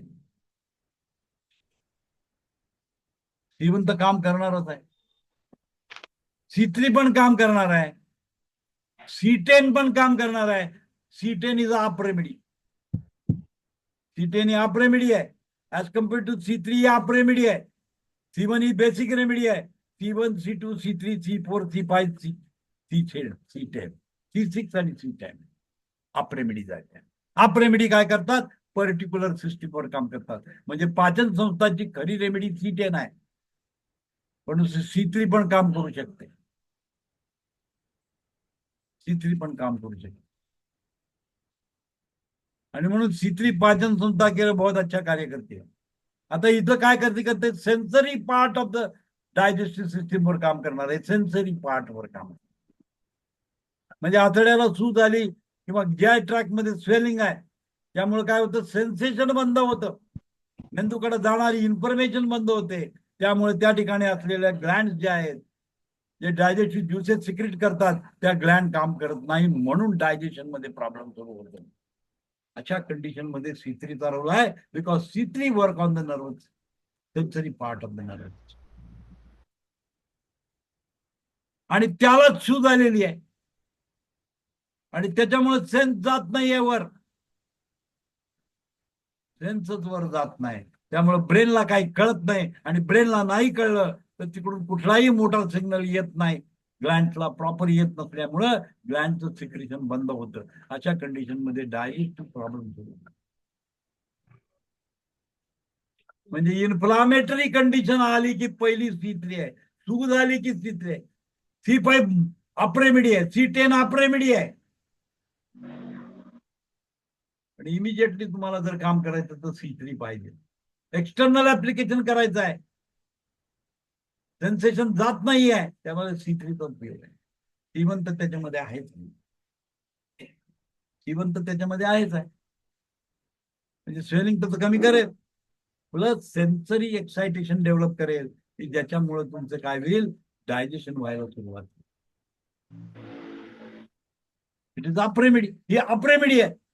अप्रेमिडी जेव्हा बनवत असतात तेव्हा लोअरचं फंक्शन त्याच्यामध्ये असतं, पण एक पर्टिक्युलर विशिष्ट फंक्शनासाठी डेव्हलप होते. म्हणजे मॅटी सरांनी C1 तयार केलं, C2 ची आवश्यकता का पडली, C3 ची आवश्यकता का पडली, C4 ची आवश्यकता का पडली, C10 ची आवश्यकता का पडली, C6 ची आवश्यकता का पडली.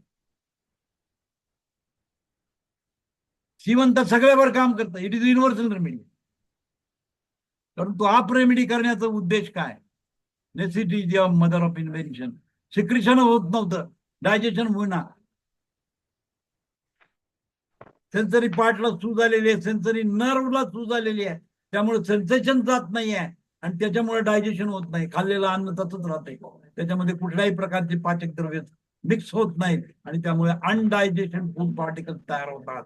इमर्जन्सी मध्ये तुम्हाला C3 देणं आवश्यक आहे, कारण सेन्सरी पार्टला सूज आलेली आहे, ती पहिली उतरवली पाहिजे. ती उतरल्यानंतर तुमचं सेन्सेशन डेव्हलप झालं तर काय जातं,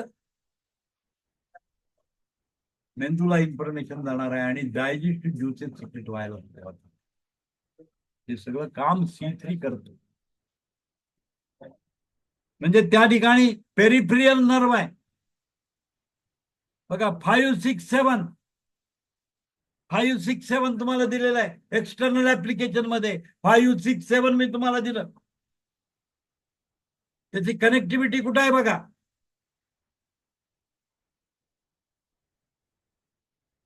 पिटस ऑफ स्टमक म्हणतो आपण, पिट्स ऑफ स्टमक, C7 पीट ऑफ स्टमक आहे. 5, 6, 7 कनेक्टिव्हिटी कुठे आहे, स्टमकशी रिलेटेड. आणि तिथे सेन्सरी नर्वला डॅमेज झालेला आहे. स्टमकच्या लोकेशनवर तुम्ही C3 लावलं, एक्सटर्नली अप्लाय केलं, स्टिम्युलेशन करण्यासाठी R यूज केलं, सर्क्युलेशन वाढवण्यासाठी B यूज केलं, तर तिथं ब्लड सप्लाय पण इन्क्रीज होईल आणि सगळंच होईल, आणि तिथला सेन्सरी इन्फॉर्मेशन ब्रेनकडे जायला सुरू होईल. हे अन्न पोटात आलेलं आहे याचा सेन्स कसा जाणार. तुम्ही जेवण केलं, भोजन केलं, अन्न माउथ मधून इसोफिगस मध्ये आलं, इसोफिगस मधून स्टमक मध्ये आलं, हा पाथवे जाताना त्याचा सेन्स तिकडे जात असतो, ब्रेनकडे सेन्स जातो, या अन्नाची प्रवास सुरू झालेला आहे आता. आणि अन्नाचा प्रवास सुरू झालाय बाबा, म्युकस सिक्रेट केला पाहिजे, हायड्रोक्लोरिक ऍसिड सिक्रेट केलं पाहिजे, पेप्सिन सिक्रेट केलं पाहिजे, हे सगळे information it is going to the brain. आणि हीच जर बंद झाली, swelling to the mucus membrane आला, तिथं स्वेलिंग आलं तर ही इन्फॉर्मेशन बंद होते, त्यावेळेला C3 रोल आहे. त्यावेळेला C3 तरवलाय, कारण सेन्सरी पार्टवर काम करतं C3, third level of the डिसीजवर काम करतं. म्हणजे इन्फ्लामेशन आल्यानंतर तिथे काय काय गडबड होते, तर ही गडबड होते. The first stage of the disease काय आहे? Stagnation. First stage of the disease काय? स्टॅग्नेशन. स्टॅग्नेशन म्हणजे काय? साठवणूक. म्हणजे अनवॉन्टेड पदार्थाची साठवणूक झाली. जे शरीरातनं बाहेर गेलं पाहिजे ते साठायला सुरू झालं. लिम्फॅटिक ड्रेनेज ब्लॉक झालं, वेनस सर्क्युलेशन ब्लॉक झालं. त्यामुळे ते जे काय अनवॉन्टेड पदार्थ आहे ते शरीरात न गेल्यामुळे आशयामध्ये साठायला सुरुवात झाली.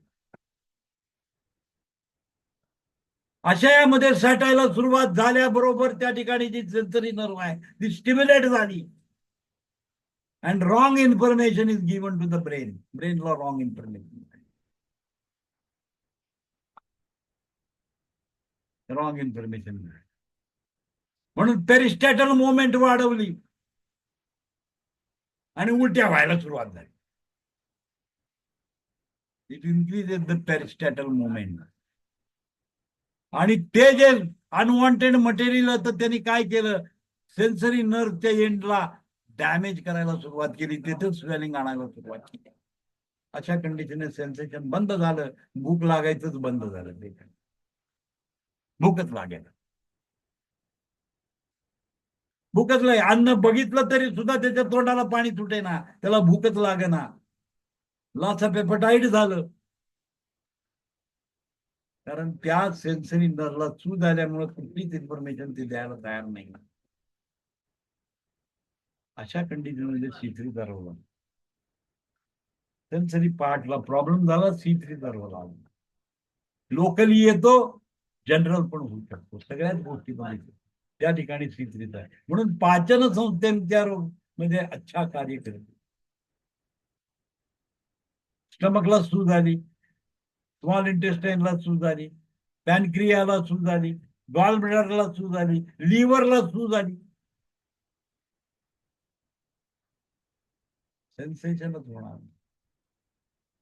सेन्सेशनच बंद होणार आहे. सेन्सेशन बंद झालं तर पुढचं फंक्शन होत नाही. आप फंक्शन इज स्टॉप. अशा कंडिशन मध्ये C3 का रोल आहे. म्हणून C3 पाचन संस्थेवर रोग में बहुत अच्छा कार्य करते हैं. न्यूरोलॉजिकल सेन्स मध्ये काम होतं.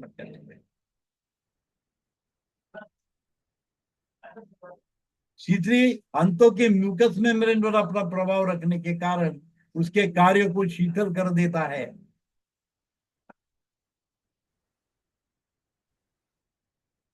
तो बघा पुढचं त्याने केलं, इसमें कब्ज हो जाता है. C3 अंतों के म्यूकस मेम्ब्रेन पर प्रभाव रखने के कारण उसके कार्य को शीतल कर देता है. इसमें कब्ज हो जाता है. म्हणजे कॉन्स्टिट्यूशन मध्ये C3 वापरायचं नाही. पॉझिटिव्ह मध्ये जर C3 कॉन्स्टिट्यूशनच्या लेवलला दिला तर कब्ज होणार आहे, कॉन्स्टिट्यूशन वाढणार आहे. C3 ला तुम्हाला निगेटिव्ह करावं लागेल, कारण रिटेन्शन ऑफ फूड झालं, ते पुढे जायला तयार नाहीये. Wrong information gone to the brain, त्याच्यामुळं पॅरिस्टॅटल मुवमेंट बंद झाली आणि त्याच्यामुळे पुढे ढकलण्याची क्रिया बंद झाल्यामुळं काय झालं?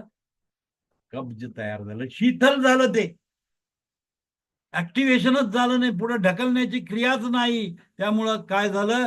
जे काही टूल आलेलं आहे ते तिथंच राहिलं. त्यामुळं कॉन्स्टिट्यूशन झालं, ओव्हर एक्सायटेशन झालं, ऍब्सॉर्प्शन करायला लागले. अशा कंडिशन मध्ये काय झालं? ड्राय टूल तयार झाला, एक्सेस हीट डेव्हलप झाली, त्या ठिकाणी ड्राय टूल झालं. सगळं पाणी खेचून घेतलं त्यातलं आणि म्हणून ते पूर्ण टूल काय झालं? ड्राय झालं. तिथं सिक्रेशन बंद झालं. म्युकस सिक्रेट व्हायला पाहिजे तो होईना, बंद झाला, सगळं गंद झालं त्या ठिकाणी आणि कब्ज तयार झाला. म्हणून काय वापरायचंय? इसका प्रयोग पानी की तरफ पतले दस्त में, पेचिस में किया जाता है. म्हणजे लूज मोशन मध्ये C3 चा वापर आहे, कॉन्स्टिट्यूशन मध्ये नाही. कॉन्स्टिपेशन मध्ये C3 यूज करू शकत नाही. लूज मोशन मध्ये C3 वापरायचं पॉझिटिव्ह मध्ये. पॉझिटिव्ह मध्ये यूज करायचंय. सेन्सेशन वाढलं, ऑटोमॅटिकली काय झालं, होल्डिंग टाइम वाढला, पेरिस्टेटल मुवमेंट कमी झाली, त्यामुळं अन्न पुढे सरकताना शांत राहिलं आणि पाहिजे ते ऍब्सॉर्प्शन करायला सुरुवात केली त्यांनी. म्हणजे पचले दस्त मध्ये काय होतं, पेरिस्टेटल मुवमेंट हाय झालेली होती, त्यामुळे होल्डिंग टाइम कमी होतो. होल्ड टाइम कमी झाल्यामुळं पाण्यासारखे दस्त होत राहतात आणि ऍब्सॉर्प्शन ऑफ न्यूट्रिशन होत नाही आणि त्याच्यामध्ये काय होतं, ताकद कमी व्हायला सुरुवात होते.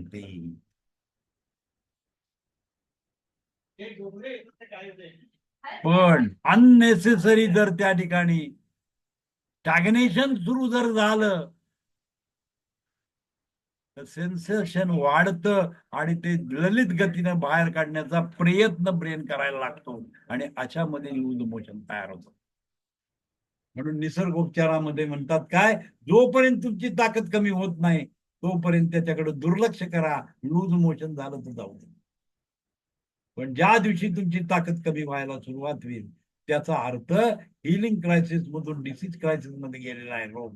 अशा कंडिशन मध्ये उपचार करायला गरजेचं आहे. त्या ठिकाणी C3 जर तुम्ही दिलं पॉझिटिव्ह मध्ये तर लूज मोशन बंद होऊ. म्हणून C3 चा रोल आहे पेचिस में क्या देता है, अंत का उतरना. खाली आतडं उतरतं का, इतके मोशन होते की तो प्रोलॅप्स होतो, खाली निघून जातो, प्रोलॅप्सिंग असतं. आणि चायनीज अक्युपंक्चर मध्ये it is responsible of the spleen meridian because spleen hold the organ in their own position. Holding करण्याचं काम होतं. स्प्लीनचा प्रॉब्लेम. डॉक्टर वॉल प्रमाणे जर तुम्ही विचार की स्प्लीनची कनेक्टिव्हिटी ऑर्गनला आहे, स्प्लीन मेरिडियनची कनेक्टिव्हिटी ऑर्गनला आहे आणि तिकडून सिग्नल जर नाही आला तर प्रोलॅप्सेस होतात. प्रोलॅप्सेस होतात, लक्षात घ्या. कारण होल्डिंगचं फंक्शन आहे ते स्प्लीन मेरिडियनचं फंक्शन आहे आणि ती होल्डच होत नाही. अशा वेळेला C3 चा रोल आहे. सेन्सरी पार्ट वर काम करणारी रेमेडी C3 आहे. नर्व वर काम करणारी रेमेडी C3 आहे. वात पौष्टिक आहे. वात पौष्टिक आहे म्हणजे तिथली नर्व वीक झालेली असल्यामुळं ज्याला होल्ड करणारी जी टेंडॉन आहे, त्याला पकडून ठेवणारा जो टेंडॉन आहे तो टेंडॉन लूज झाला आणि त्यामुळं प्रोलॅप्स ऑफ इंटेस्टाईन झालं. खाली आतडं उतरलं, त्याच्या जागेवर ते थांबेना. आणि ती जी गोष्ट आहे, पेरिटेनियन लोअर लेअरला जोडलेलं असतं ते आणि होल्ड केलं जातं, ते खाली जायला सुरुवात होते. या कंडिशन मध्ये C3 चा रोल आहे. प्रोलॅप्सिस मध्ये C3 वापरता येईल. अंतों का उतार जाना. अमावश की पीड़ा, अमावश की पीड़ा व पाचन संबंधित सभी रोग में C3 का उपयोग होता है. अमावश की पीड़ा का होते, वात वृद्धी होते. वात वृद्धी म्हणजे काय, पेरिस्टेटल मुवमेंट हाय, गती वाढलेली असते. सेन्सेशन त्याला मिळाल्यामुळे गती वाढलेली असते त्याची. ब्रेनने त्याला सिग्नल दिलेला असतो मोठ्या प्रमाणामध्ये आणि त्याची पेरिस्टेटल मुवमेंट इन्क्रीज होते आणि पेन यायला लागतो. म्हणजे तिथं रिटेन्शन झालंय असं समज येतो त्याचा. ब्रेनला वाटतं की रिटेन्शन आहे, त्याला पुढे ढकललं पाहिजे, त्यासाठी पेरिस्टेटल मुवमेंट चालू करतात आणि वात वृद्धीच होते आणि वात वृद्धी झाल्यामुळे पीडा यायला सुरुवात होते. तरी पचन तर होतच नाही, पोटामध्ये पेन यायला सुरुवात होते. याच्यामध्ये C3 चा रोल आहे. फीडबॅक मेकॅनिझम आहे, हे सगळं फीडबॅक मेकॅनिझम वर चालतं. अन्न रिटेन्शन होते, जात नाहीये पुढे, हे त्याला जेव्हा ब्रेनला कळतं तेव्हा ब्रेन काय करतं, मोठ्या प्रमाणे वात वृद्धी करतं, स्टिम्युलेशन वाढवायचा प्रयत्न करतं, त्यावेळेला पेन यायला सुरुवात होते. रिटेन्शन ऑफ फूड,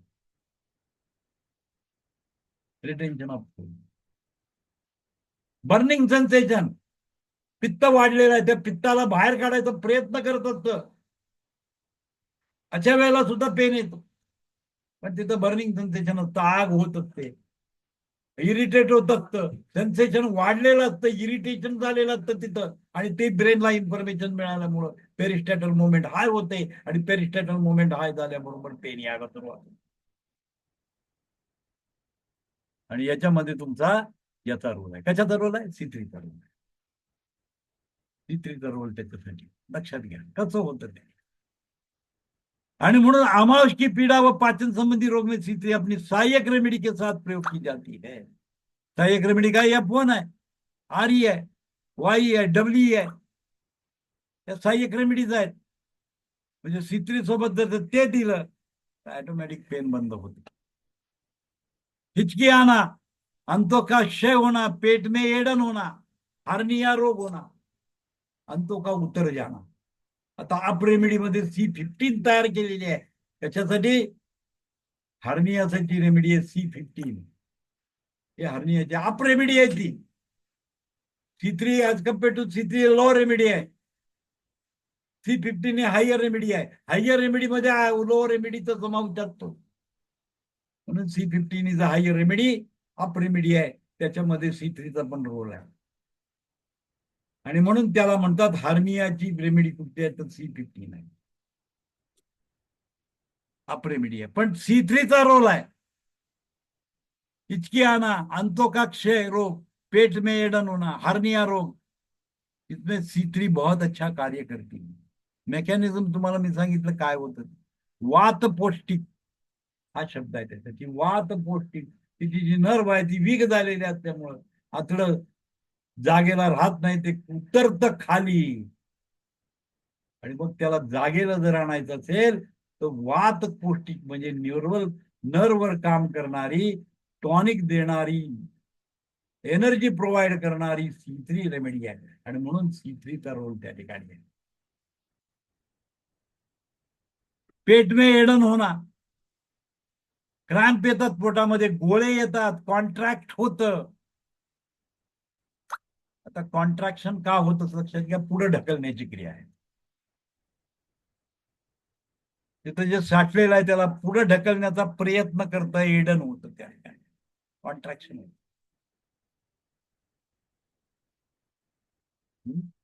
कॉन्ट्रॅक्शन होतं आणि मग तुम्हाला पेन यायला लागतो. कॉस्मेटिक पेन म्हणतो आपण. अशा कंडिशन मध्ये C3चा रोल आहे.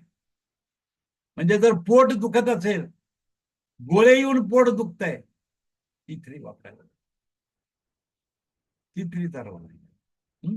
त्यावेळेला C3 काम करतो.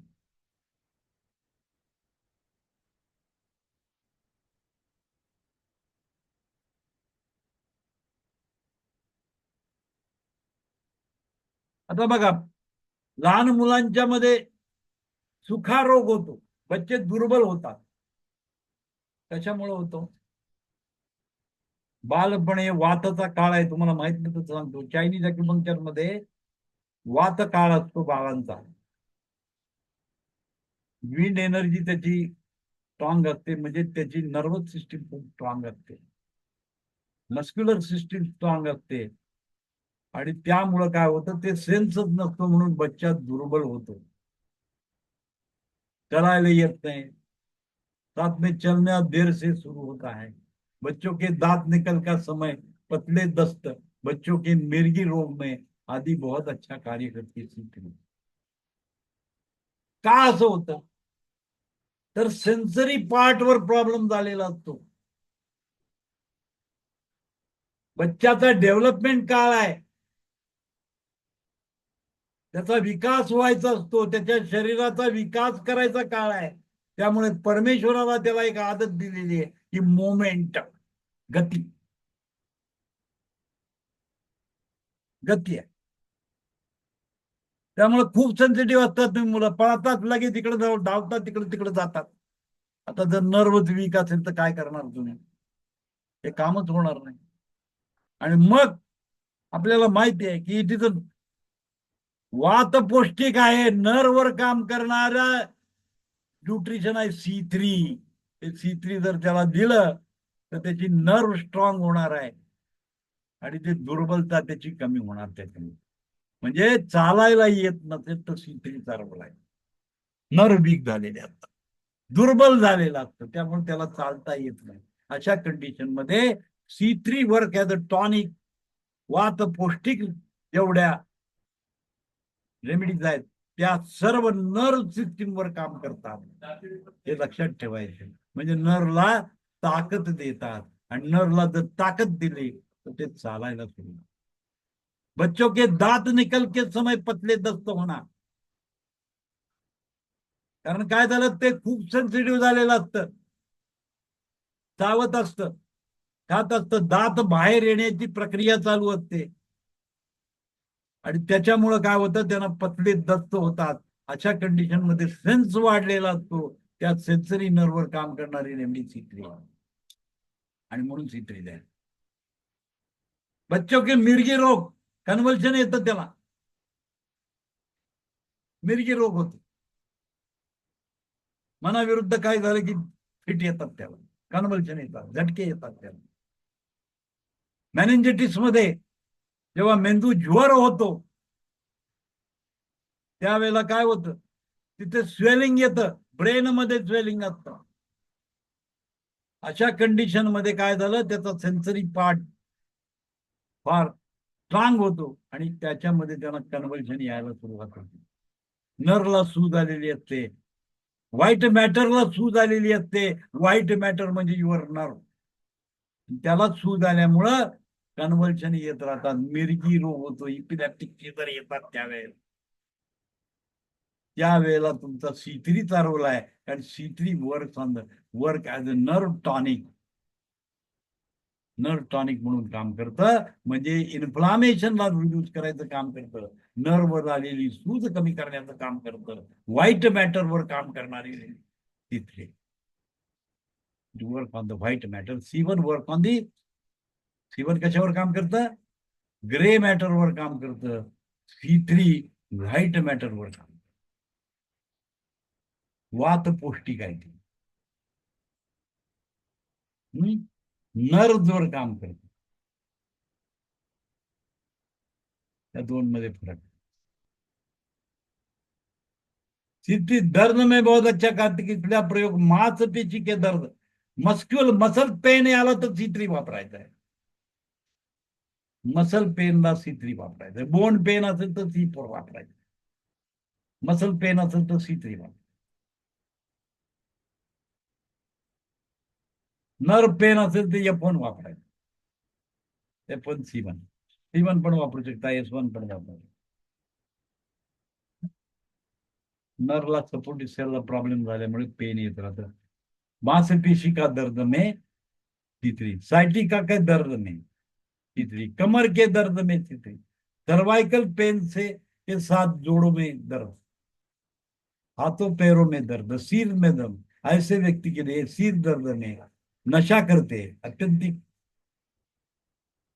पड़ते हैं, जोड़ों में गुलतियां पड़ना शुरू हो जाता है. बघा काय आहे, कसं ते थोडस लँग्वेज तरी ते थोडं प्रॉब्लेम आहे, पण मी तुम्हाला ते समजून सांगतो काय. मांसपेशी का दर्द म्हणजे मसलवर काम करणारी रेमडी C3 म्हणून C3 वापरायची. सायटिका दर्द नाही, सायटिक पेन इज लॉंगेस्ट नर्व आहे. पेल्विक गर्डन मधून सगळ्यात लॉंगेस्ट नर्व कुठे येते तर सायटिक नर्व आहे. बॅक ऑफ द लेग, पायाच्या मागच्या बाजूने जाते, त्याच्यावर 14 नंबरचे पॉइंट दिलेले आहेत. सायटिक नर्वचा पॉइंट आहे 14 नंबर, आणि त्या ठिकाणी जर तुम्ही C3 अप्लाय केलं सायटिक नर्वला डायरेक्ट काम होतं, कारण ही वात पौष्टिक आहे, लक्षात घ्या. नर्वला टॉनिक म्हणून काम करतं. नर्वला प्रॉपर न्यूट्रिशन जर मिळत नसेल, प्रॉपर न्यूट्रिशन द्यायची वेळ असेल तर you have to use the C3. त्या नर्वला ताकदवर बनवती आहे. म्हणजे C3चं जर एक्सटर्नल ऍप्लिकेशन तुम्ही जर मसल लेवलला केलं, पायाच्या लेवलला केलं, सायटिक नर्ववर तुम्ही C3चा जर रोल वापरला तर त्या ठिकाणी काय करतं, तर तिथे जे सायटिक नर्व आहे त्याला न्यूट्रिशन प्रोव्हाइड केलं जाईल. आणि म्हणून तुम्हाला माहित नसतं सांगेल की nerve follows the arteries, arteries follows the Wien.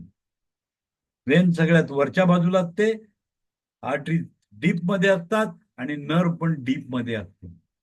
पण जे 14 नंबरचा पॉइंट तुम्हाला जिथे सांगितला तो 14 नंबरच्या पॉइंट मध्ये ती क्युटॅनस वर आलेली असते, वरच्या बाजूच्या लेअर मध्ये आलेली असते नर्व. असे पॉइंट शोधून काढले कुणी, मॅटी सरांनी. चायनीज अॅक्युपंक्चर मध्ये प्रत्येक पॉइंटचा इंटरव्हेन्शन आहे तिथं. ट्रिटाईज नंबर 2 वाचलं किंवा चायनीज अॅक्युपंक्चरचं, ट्रेडिशनल चायनीज अॅक्युपंक्चरचं पुस्तक वाचा. सरफेस अॅनाटॉमी मध्ये तुम्हाला दिलेला आहे प्रत्येक पॉइंटचा संबंध तिथल्या नर्वची, तिथल्या आर्टरीजची, तिथल्या व्हेनशी असतो. म्हणजे जर अॅक्युप्रेशर पॉइंट जर स्टिम्युलेट केला तर 3 गोष्टीवर काम होतं. व्हेन्सवर काम होतं, आर्टरीजवर काम होतं आणि नर्ववर काम होतं. स्टिम्युलेशन, तीनही गोष्टीला स्टिम्युलेट करता येतं एका पॉइंटने. तसं मॅटी सरांनी शोधून काढला 14 नंबर पॉइंट. त्या 14 नंबर पॉइंटच्या ठिकाणी सायटिक नर्व वरच्या स्वरूपाला आलेली असते. म्हणजे तिथं जर तुम्ही काही ऍप्लिकेशन केलं 14 नंबरवर तर त्या ठिकाणी त्या सायटिक नर्वला न्यूट्रिशन प्रोव्हाइड करायचं काम करतं, न्यूरोलॉजिकल सेन्स मध्ये काम करतं. पण जर त्या मसलवर टोटली तुम्ही जर काम केलं, सायटिक नर्व ज्या ठिकाणी जाते त्या एरियामध्ये डीप पेनिट्रेटिंग जाणारा एखादं मटेरियल जर तुम्ही ठेवलं, C3च्या बरोबर APP केला, C3च्या बरोबर अलोवेरा जेल केलं तर ते डीप पेनिट्रेटिंग होतं, आतमध्ये जाऊन क्युटॅनस लेवलवर ते काम करतं. एक्सटर्नल ऍप्लिकेशन मध्ये इंजेक्शन जेव्हा तुम्ही देता तेव्हा तीच क्रिया त्याच्यामध्ये. सायटिक नर्व पेन बंद करता येईल, हे लॉजिक आहे त्याच्या माग. त्या नर्वच्या पॅरलल आर्टरीज जात असतात आणि आर्टरी डिफ्युजनने लिम्फॅटिक सिस्टीमच्या मार्फत नर्वला न्यूट्रिशन प्रोव्हाइड करतं. जर ते न्यूट्रिशन मिळत नसेल तर नर्व वर्क करत नाही, त्याच्यामध्ये क्रॅम्प येतात, त्याच्यामध्ये गोळे येतात, ऑपरेट करायला लागले की दुखायला सुरुवात. त्याच्यामध्ये C3 नर्व कंप्रेस होते स्पायनल कॉर्डवर because of the structural differences in the spinal cord. Vertebrate मध्ये चेंजेस झालेले आहेत, तिथल्या डिश मध्ये चेंजेस झालेला आहे. अशा वेळेला काय होतं, डिश म्हणजे काय, कार्टिलेज आहे, तिथली वर्क ऑन द कार्टिलेज, कार्टिलेजवर काम करतो C3. नर्ववर, तिथल्या नर्व रूटवर पण काम करतो C3. म्हणजे त्या ठिकाणी स्लिप डिस्क मध्ये काय करायला पाहिजे, प्रॉसिक्युशन ऑफ डिस्क मध्ये you have to use C3 not C4. पण वर्टेब्रेट मध्ये प्रॉब्लेम झालेला आहे, बोन लेवलला काम झालेलं आहे, तर C4 वापरायला पाहिजे. पण स्लिप डिस्क झालं ज्याच्यामुळे सायटिक नर्व दबली जाते, त्या डिशवर काम करतं C3. म्हणजे तिथं एक्सटर्नल ऍप्लिकेशन मध्ये C3चा रोल आहे. C3 जर तिथे एक्सटर्नली जर अप्लाय केलं तर तिथले लॉस, जे कार्टिलेजचा प्रॉब्लेम आहे तो कार्टिलेजवर परिणाम करतं. आणि cartilage is nothing but your disc. It is a soft tissue, soft सबसॉर्टन सारखं काम करतं ते डिश. आणि तिथं बेल्जिंग झालं तर ती वाढलेली असते, तिथं स्वेलिंग आलं तरी सुद्धा प्रॉब्लेम होतो. म्हणून C3 यूज करायचा आहे त्या ठिकाणी, C3 चालवला आहे. लक्षात आलं का? Because it work on the cartilage. मांस धातूवर काम करतं, कार्टिलेजवर काम करतं C3. आणि म्हणून तिथं C3 यूज करायचा आहे. स्पायनल कॉर्डला एक्सटर्नली मसाज जर तुम्ही केला तर त्या ठिकाणी तुम्हाला प्रॉब्लेम तुमचा निघून जातो.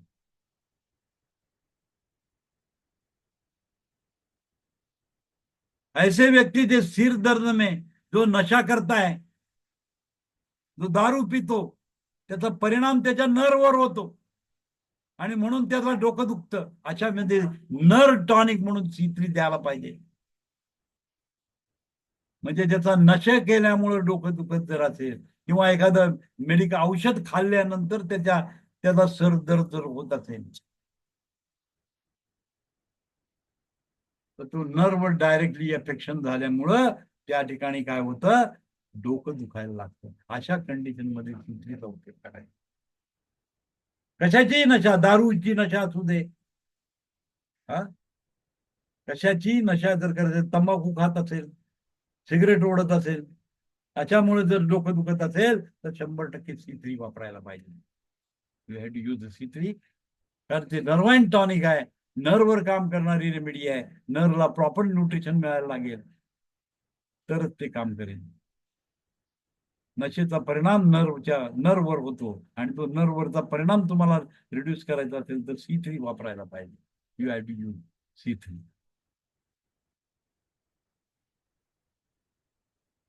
अत्यंत पडण्याचे जेवढं मी गुलत्या पडतीये, बौद्धिक काम करणाऱ्या लोकांची गुडघेदुखी होते.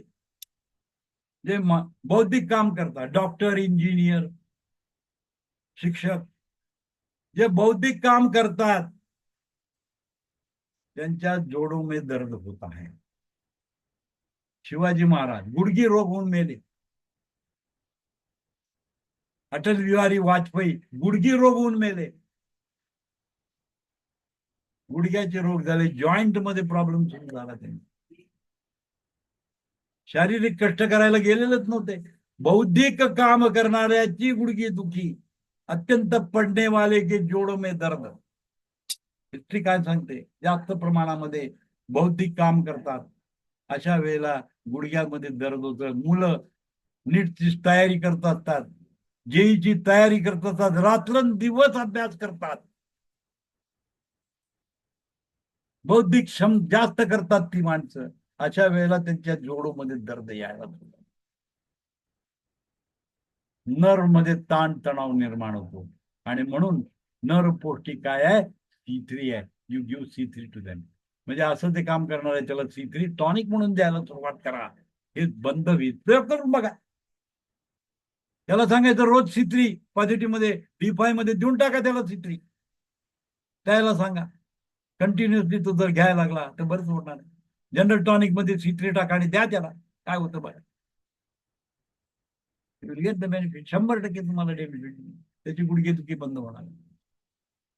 बरेच वेळेला असं होतं, अतिशय काम करणारे, अतिशय बौद्धिक काम करण्याचे जोडोमध्ये दर्द यायला सुरुवात. अशा कंडिशन मध्ये C3चा रोल आहे. रीड के हड्डी में संबंधित रोग, व्हर्टेब्रेट मध्ये प्रॉब्लेम होतो, त्याच्यामध्ये सुद्धा C3चा रोल आहे. कारण कुठलाही अस्थि बघितला तर त्याच्यामध्ये लेयर्स असतात, त्याच्यामध्ये म्युकस मेम्ब्रेन असतं, त्याच्यामध्ये पाणी असतं. अँकल स्पॉन्डालिसिस, अँकल स्पॉन्डालिसिस म्हणतात त्याला. त्याच्यामध्ये अशी परिस्थिती होती.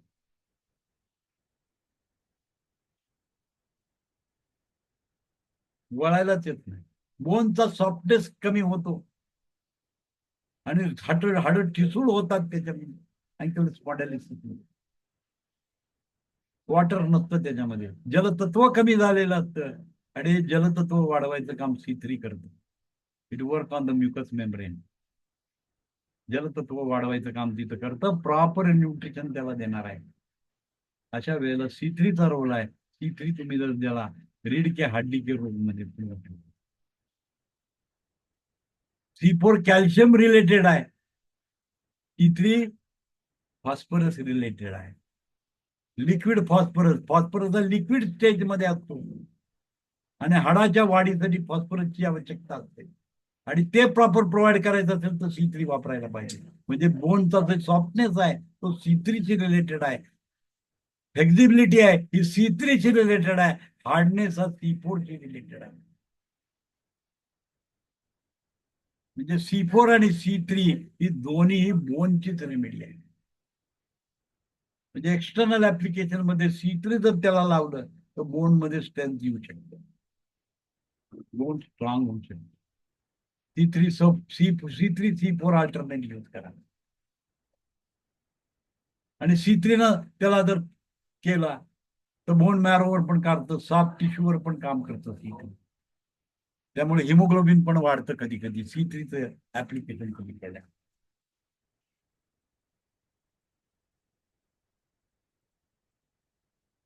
टॉन्सिल के दर्द में, टॉन्सिलला सूज आलेली आहे आणि त्यामुळे दुखत आहे. एक्सटर्नल C3 केलं, इंटरनल C3 दिलं तर टॉन्सिलचा दर्द पण कमी होईल. जल जाने पर, एखाद्याला बर्निंग सेन्सेशन आहे, बर्न झाला आणि त्या ठिकाणी सेन्सेशन निर्माण झाला, तर त्या ठिकाणी C3 देऊन त्याला कुलिंग करू शकता. C3B ऍड करून तुम्ही जर त्याला दिलं लावायला बाहेरनं तर थंड होऊ शकतं. उचल जाने से,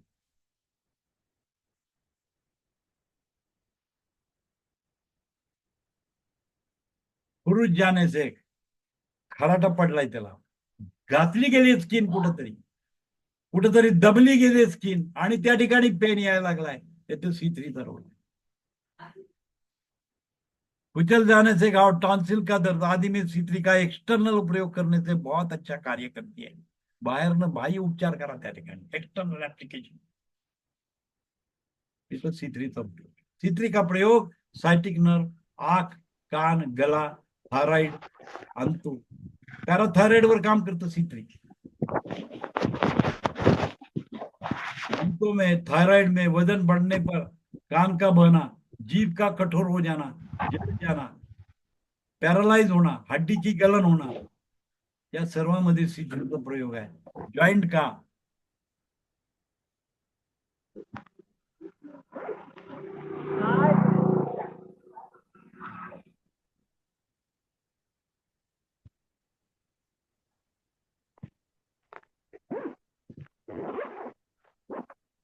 जॉइंट वर पण परिणाम होतो त्याचा. लेग पेज काय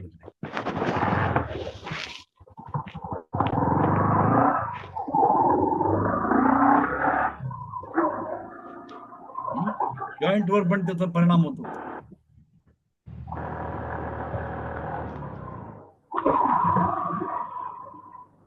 लेग पेज गायब आहे, बघायला पाहिजे.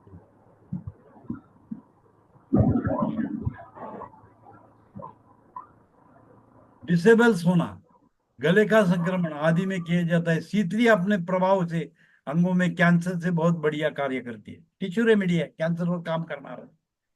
फर्स्ट डायल्युशन कधी वापरायचं, काय करूया? हॅलो,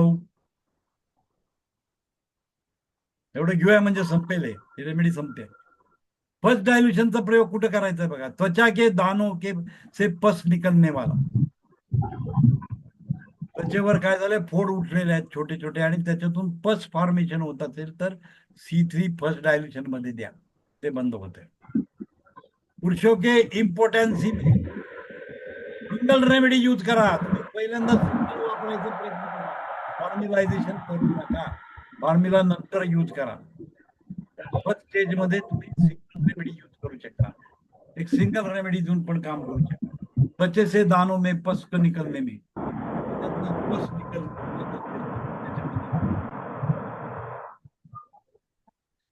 पुरुषों के इम्पोर्टेंसी में यूज कर सकते हैं. फोड़ों व धाव खाने के लिए निगेटिव केस में किया जाता है. सर्दी के कारण पीरियड बंद होने में करना चाहिए. माईक कोणाचा तर चालू असल्यामुळे आहे ना सर, आवाज व्यवस्थित येत नाहीये. कुणाचा माईक चालू आहे, जरा बंद करा प्लीज. सुहास साळवे, सुहास साळवे. सुहास साळवी, माईक बंद करा, डिस्टर्ब करते, आवाज येते. जंगलात राहताय तुम्ही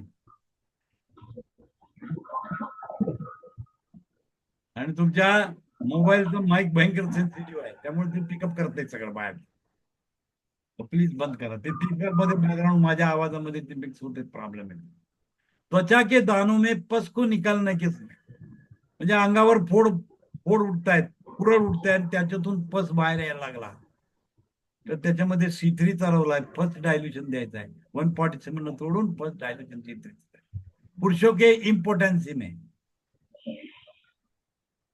फर्स्ट डायल्युशन द्यायचं आहे. फोडं व घाव पकाने के लिए, म्हणजे जे का फोड आलेला आहे आणि त्याला पकून त्याला बाहेर काढायचं आहे, पिकवायचं आहे त्याला, ते पिकवून आपल्याला बाहेर काढायचं आहे, तर त्यावेळेला C3 रोल आहे. निगेटिव्ह केसेस मध्ये फर्स्ट डायल्युशन. सर्दी के कारण पीरियड बंद होणार, सर्दी कारण पीरियड बंद में करना चाहिए. थंडी वाजते खूप पोटामध्ये थंड निर्माण झाले आणि म्हणून पिरियड येत नाही. अशा कंडिशन मध्ये C3चा उपयोग करायचा. थंडी के कारण त्याच्यामध्ये C3चा फर्स्ट डायल्युशन या कंडिशन मध्ये सुहास साळवे अजूनही बंद केलेलं नाही. तर ते गाडीवर असणार आहेत गाडीवर. गाडीवर नाही, जंगलात आहेत ते. कुठेतरी गाडीवर जात असणार. अहो जंगल आहे त्यांच्या तिथं. हवा सुटते तिथं, आवाज येतो तिथं. थांबा, मीच बंद करतो. वेळ जातो ना त्याच्यामध्ये, आपलं पर्पज सर्व होत नाही. आता गेला का आवाज? हो सर. हो सर. त्यांना लक्षात येत नाही. म्हणजे त्यांचं लक्ष किती आहे बघा, माईक ऑन करून निघून गेलेले आहेत ते, लक्षात नाही. मी बोलतोय त्याच्याकडे पण लक्ष नाही आहे त्यांचं. पण ते ऑन होते, ऑफलाईन आपल्याला ऐकायचं नाही तर ऑफलाईन व्हायचं, निघून जायचं ना. चालू ठेवून दुसऱ्याला कशाला डिस्टर्ब करायचं.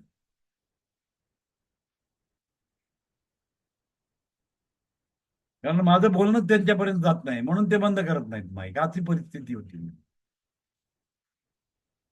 तो फोड़ा वो घाव पकाने के लिए निगेटिव केसेस में किया जाता है. सर्दी के कारण पिरियड बंद होणार याच्यामध्ये. आता सेकंड डायल्युशन कशासाठी वापरलं जातं बघा. दूसरे डायल्यूशन का प्रयोग बच्चे की सुखा रोग में, दुर्बल बच्चों के लिए सेकंड डायल्यूशन देऊ शकता. ऍज अ टॉनिक तुम्ही त्याला सेकंड डायल्यूशन देऊ शकता बच्चांना. आणि न्यूट्रिशन जर द्यायचं असेल तर तुम्ही 1/9 न तोडा त्याला, D4 D5 D6 मध्ये देऊन टाका, D7 मध्ये द्या, D8 मध्ये द्या. त्याला प्रॉपर न्यूट्रिशन मिळेल आणि सुखारोग कमी होईल. सुखारोग तुम्हाला कमी करता येतो.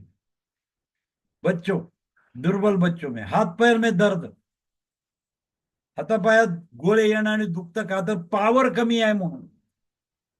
तिथं टॉनिक तुम्हाला द्यायला पाहिजे. अशा कंडिशन मध्ये सेकंड डायल्युशन ऑफ C2 C3चं सेकंड डायल्युशन दिलं तर हातापायातला दर्द बंद होतो, ती दर्द बंद होतो.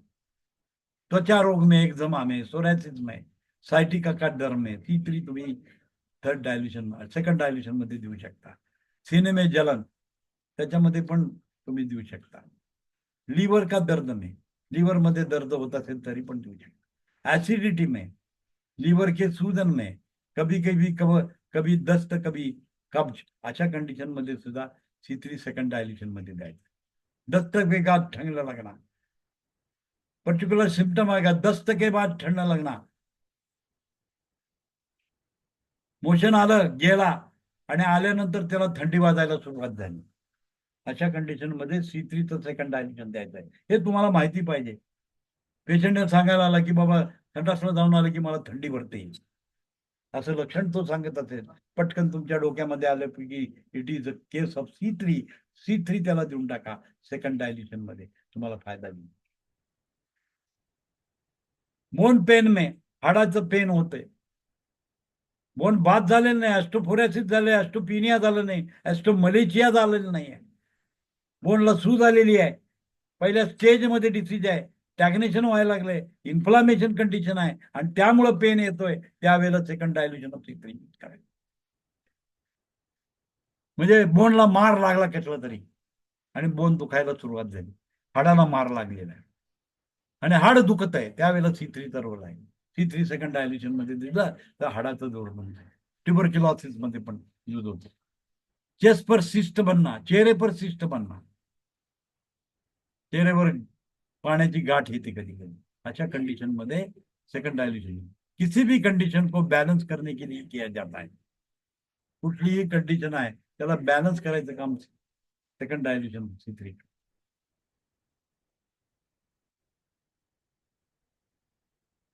थर्ड डायल्यूशन काय काम करतं बघा. लूज मोशन, पेचीस, बवासीर, कंठमाला, बवासीर मध्ये पण लूज मोशन असतं कधी कधी, आग होत असते. अशा वेळेला काय करायचंय, थर्ड डायल्यूशन यूज करायचंय. थायरॉइड मध्ये थर्ड डायल्यूशन. वजन घटाने के लिए, एखाद्याचं वजन कमी करायचंय C3 तर थर्ड डायल्यूशन देऊन बघा काय होतंय, वजन कमी होतं का बघा. वजन घटाने के लिए थर्ड डायल्यूशन का यूज कराएगा। कान से पस निकलने पर पॉझिटिव्ह डिसीज में करना चाहिए, कान में पस निकलने पर, कानातून पस यायला सुरुवात झाली तिथं थर्ड डायल्यूशन तुम्ही द्यायला पाहिजे.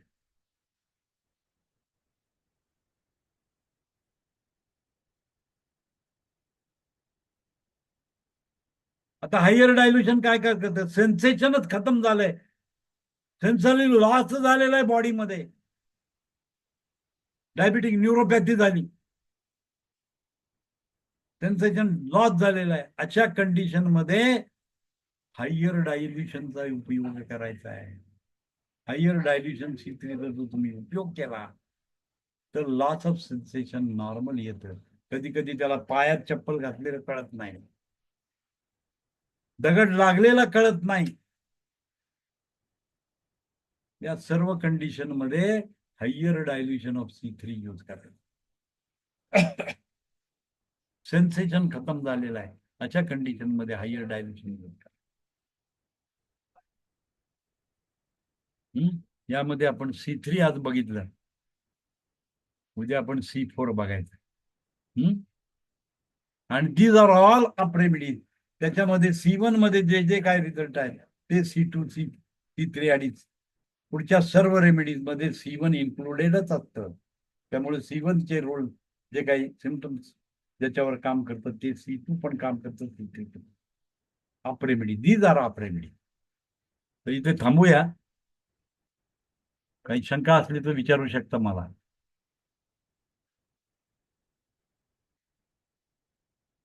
कोणाला काही शंका? सर आता आपण डायल्युशन आपण बनवून ठेवतो बघा. आता सध्या आपण मी तरी 1:9 D6 पर्यंत बनवून ठेवलंय, बरोबर का? हा, आता आपल्याला 140 म्हणजे ती पण बनवून ठेवावं लागणार, म्हणजे अकॉर्डिंग टू पेशंट कसं येईल तसं त्या प्रकारे हायर डायल्युशन तुम्हाला द्यावं लागेल. बरोबर आहे. जसे आता कसं आहे, बनवून का ठेवायला लागतं की तुमच्याकडे पेशंटची भरपूर गर्दी आहे. हा, प्रत्येक वेळा तुम्ही काय डायल्युशन बनवू शकत नाही ना. बरोबर बरोबर. त्यावेळेला तुम्हाला काय तयार असेल तर पटकन ओतून दिलं, काम संपलं तुमचं. हो हो हो. पेशंट नाही आहेत, फार कमी आहेत, त्यांना काय बनवून ठेवायची आवश्यकता नाही. त्या वेळेला बनवून पण ते देऊ शकतात. Okay okay okay sir. मला तीच कन्फ्युजन 140. ठेवणे ही तुमची सुविधा, फार्मसी तयार करायला. आता जागाच नाहीये तुमच्याकडे, छोटीशी जागा आहे, प्रिझर्व करू हो. शकता. त्या ठिकाणी तुम्हाला इमर्जन्सी तिथल्या तिथंच बनवावं. बरोबर सर. इट डिपेंडंट आहे, कंडिशनवर अवलंबून आहे. आणि डायल्युशन बनवून जर ठेवली तर बेनिफिट आहे. मग त्याला प्रिझर्वेशन करणं आलं. हो प्युअर डिस्टिल्ड वॉटर मध्ये तुम्ही नाही करू शकत, त्याच्यामध्ये थोडंसं अल्कोहोल घालावं लागतं. हो सर. नाही मग तुम्ही ते प्रिझर्व करू शकता. पण अकॉर्डिंग टू द कंडिशन तुम्ही डायल्युशनचं सिलेक्शन करायचं आहे. आणि तुमच्या एक लक्षात आलं असेल की C1 मध्ये आहेत तेच C3 मध्ये आहे, C1 मध्ये आहेत तेच C2 मध्ये आहे, थोड्याशा फरकाने. म्हणजे एखादी कॅरेक्टरिस्टिक त्याच्यामध्ये आहे केलेली आहे. अप रेमेडीज आहे, त्या सगळ्या अप रेमेडीज आहे. त्याची बेसिक रेमेडी C1 आहे. म्हणजे बेसिक रेमेडी फार चांगल्या लेवलला अभ्यास करायला पाहिजे, तर तुम्हाला अप रेमेडीची इन्फॉर्मेशन मिळेल. C1चा चांगला जर अभ्यास केला तर C2 कळेल, C3 कळेल, C4 कळेल, C10 कळेल. त्यामुळे C1चा अभ्यास परफेक्ट करा, S1चा अभ्यास परफेक्ट करा. आणि या सगळ्या त्याच्या पुढच्या ज्या सगळ्या रेमेडी असतात त्या अप रेमेडी असतात, विशिष्ट कामासाठी यूज केलेल्या रेमेडी, म्हणून त्याला अप रेमेडी म्हणायचं. हलका लक्षात. कार्टिलेजवर, मांस धातूवर काम करणारी C3 आहे, पण C1 पण काम करतं ना. C1 पण त्याच्यावर काम करतं, पण ते जनरलाइज काम करणार. C3 स्पेसिफाईड काम करणार. म्हणजे आपण आयुर्वेदिक ॲक्युप्रेशर मध्ये पट्ट्या बांधतो, बरोबर आहे, करस्पॉन्डन्स वर पट्ट्या बांधतो, काम तर होणारच आहे. बरोबर सर. स्पेसिफिक प्रोटोकॉल जेव्हा लावता तेव्हा स्पेसिफिक काम होतं. हॉरिझॉन्टलची स्पेसिफिक मेरिडियन तुम्ही यूज केली तर स्पेसिफिक ऑर्गनवर काम होतं. म्हणजे हे काय झालं, सूक्ष्म करण्याची पद्धत आहे, त्याला सूक्ष्मता म्हणतात. एका पर्टिक्युलर गोष्टीवर काम करणारी रेमेडी तयार होते, पण त्याची बेसिक रेमेडी C1 आहे, लक्षात घ्या, S1 आहे. या सगळ्या बाकीच्या अप रेमेडीज आहेत. आलं लक्षात?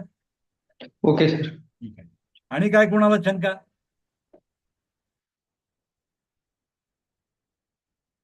दीपाली काय शंका आहे का?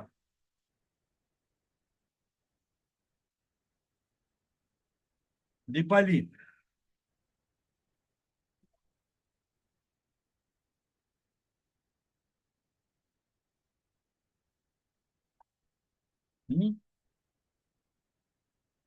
आऊट झाली वाटतं, बाहेर गेली. ठीक आहे, आपण थांबूया या ठिकाणी. धन्यवाद सर. Thank you sir. हा, प्रश्न विचारल्याबरोबर बाहेर. सर मला एक विचारायचं आहे. काय? हा, बोला बोला. हा, सर C2 पण असं जेनायटल ऑर्गन वर आहे, PCOD वर आहे वगैरे असं फायब्रॉइड. C3 पण त्याच्यावर आहे. मग कन्फ्युजन होतंय C2 की कन्फ्युजन होत C3 नाही. सेन्सरी पार्ट वर C3 काम करतं, तिथं लॉजिक लावायचं. काय डिफरन्शियल चालेल. फंक्शन आहे?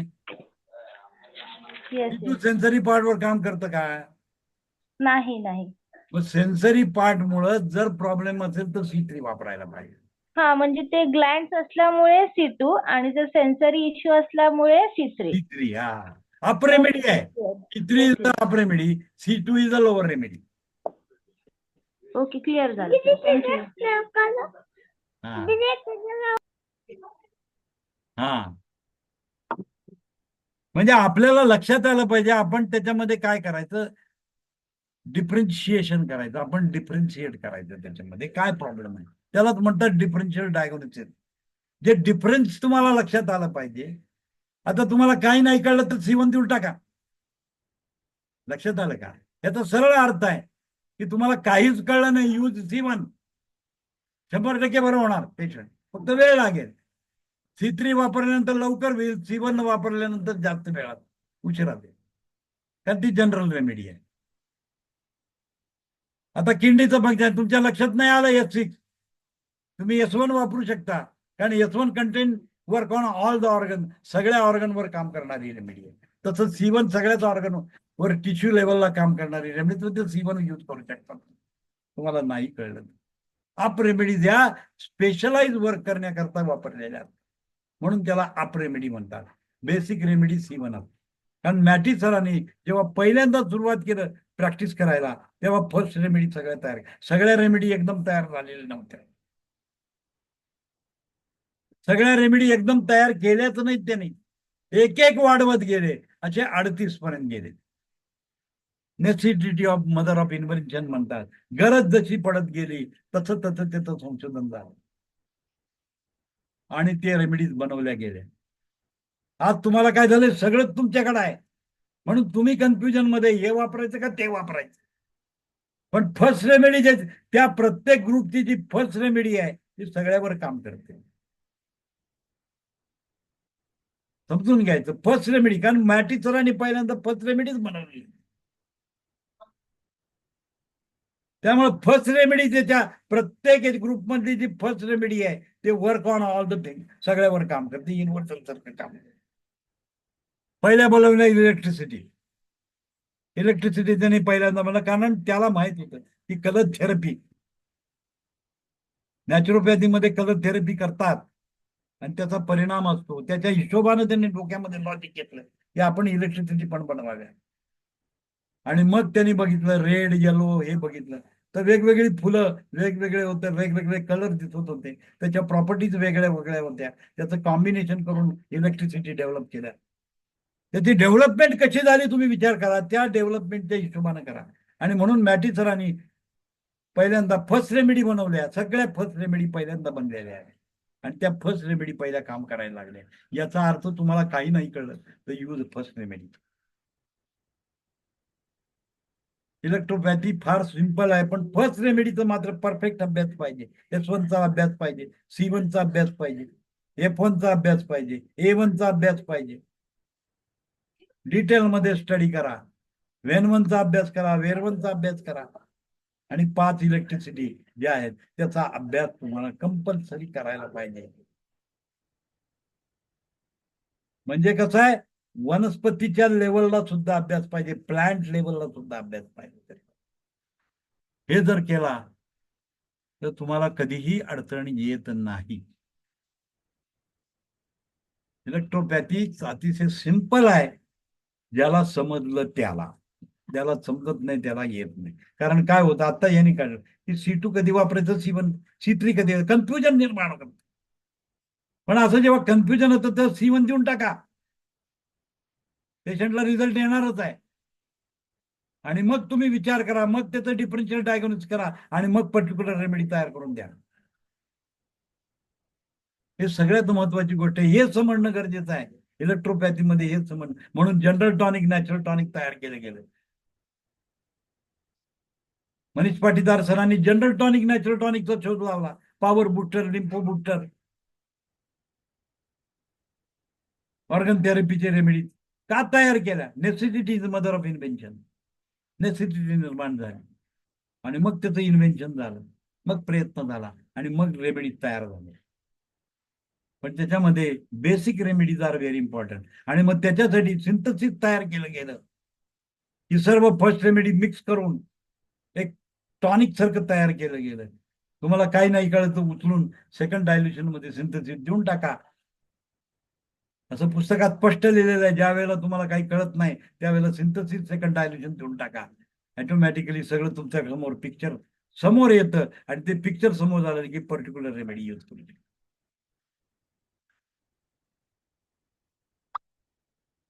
म्हणून सिंथसिसची निर्मिती झाली. Necessity is mother of invention म्हणतात तसं आहे. S1 बनवला, पण काही लोक सिंग्वाइन टेम्परामेंटची होती, S1 चालं ना तिथं, मग त्याने S2 बनवला, S3 बनवला, S4 कंबाईन रेमेडी, S5 बनवलं. जशी जशी गरज पडली तशा रेमेडीज बनवत गेले. आणि पहिल्यांदा बनवली होती S1. इंटरनल घ्यायची पहिली रेमेडी होती S1 पहिल्यांदा, म्हणजे that is what called as universal remedy. त्याच्याच बरोबर टिश्यू रेमेडी म्हणून C1 बनवतो. त्यामुळे S1 C1 कुठेही चालते, युनिव्हर्सल रेमेडी. समजलं? थांबूया इथे, कारण मी जर घेतलं तर दिवसभर क्लास चालू लागेल. व्यावसायिक लोक याच्यामध्ये आहेत. ओके, धन्यवाद सर. ठीक आहे, ओके, थांबूया इथे.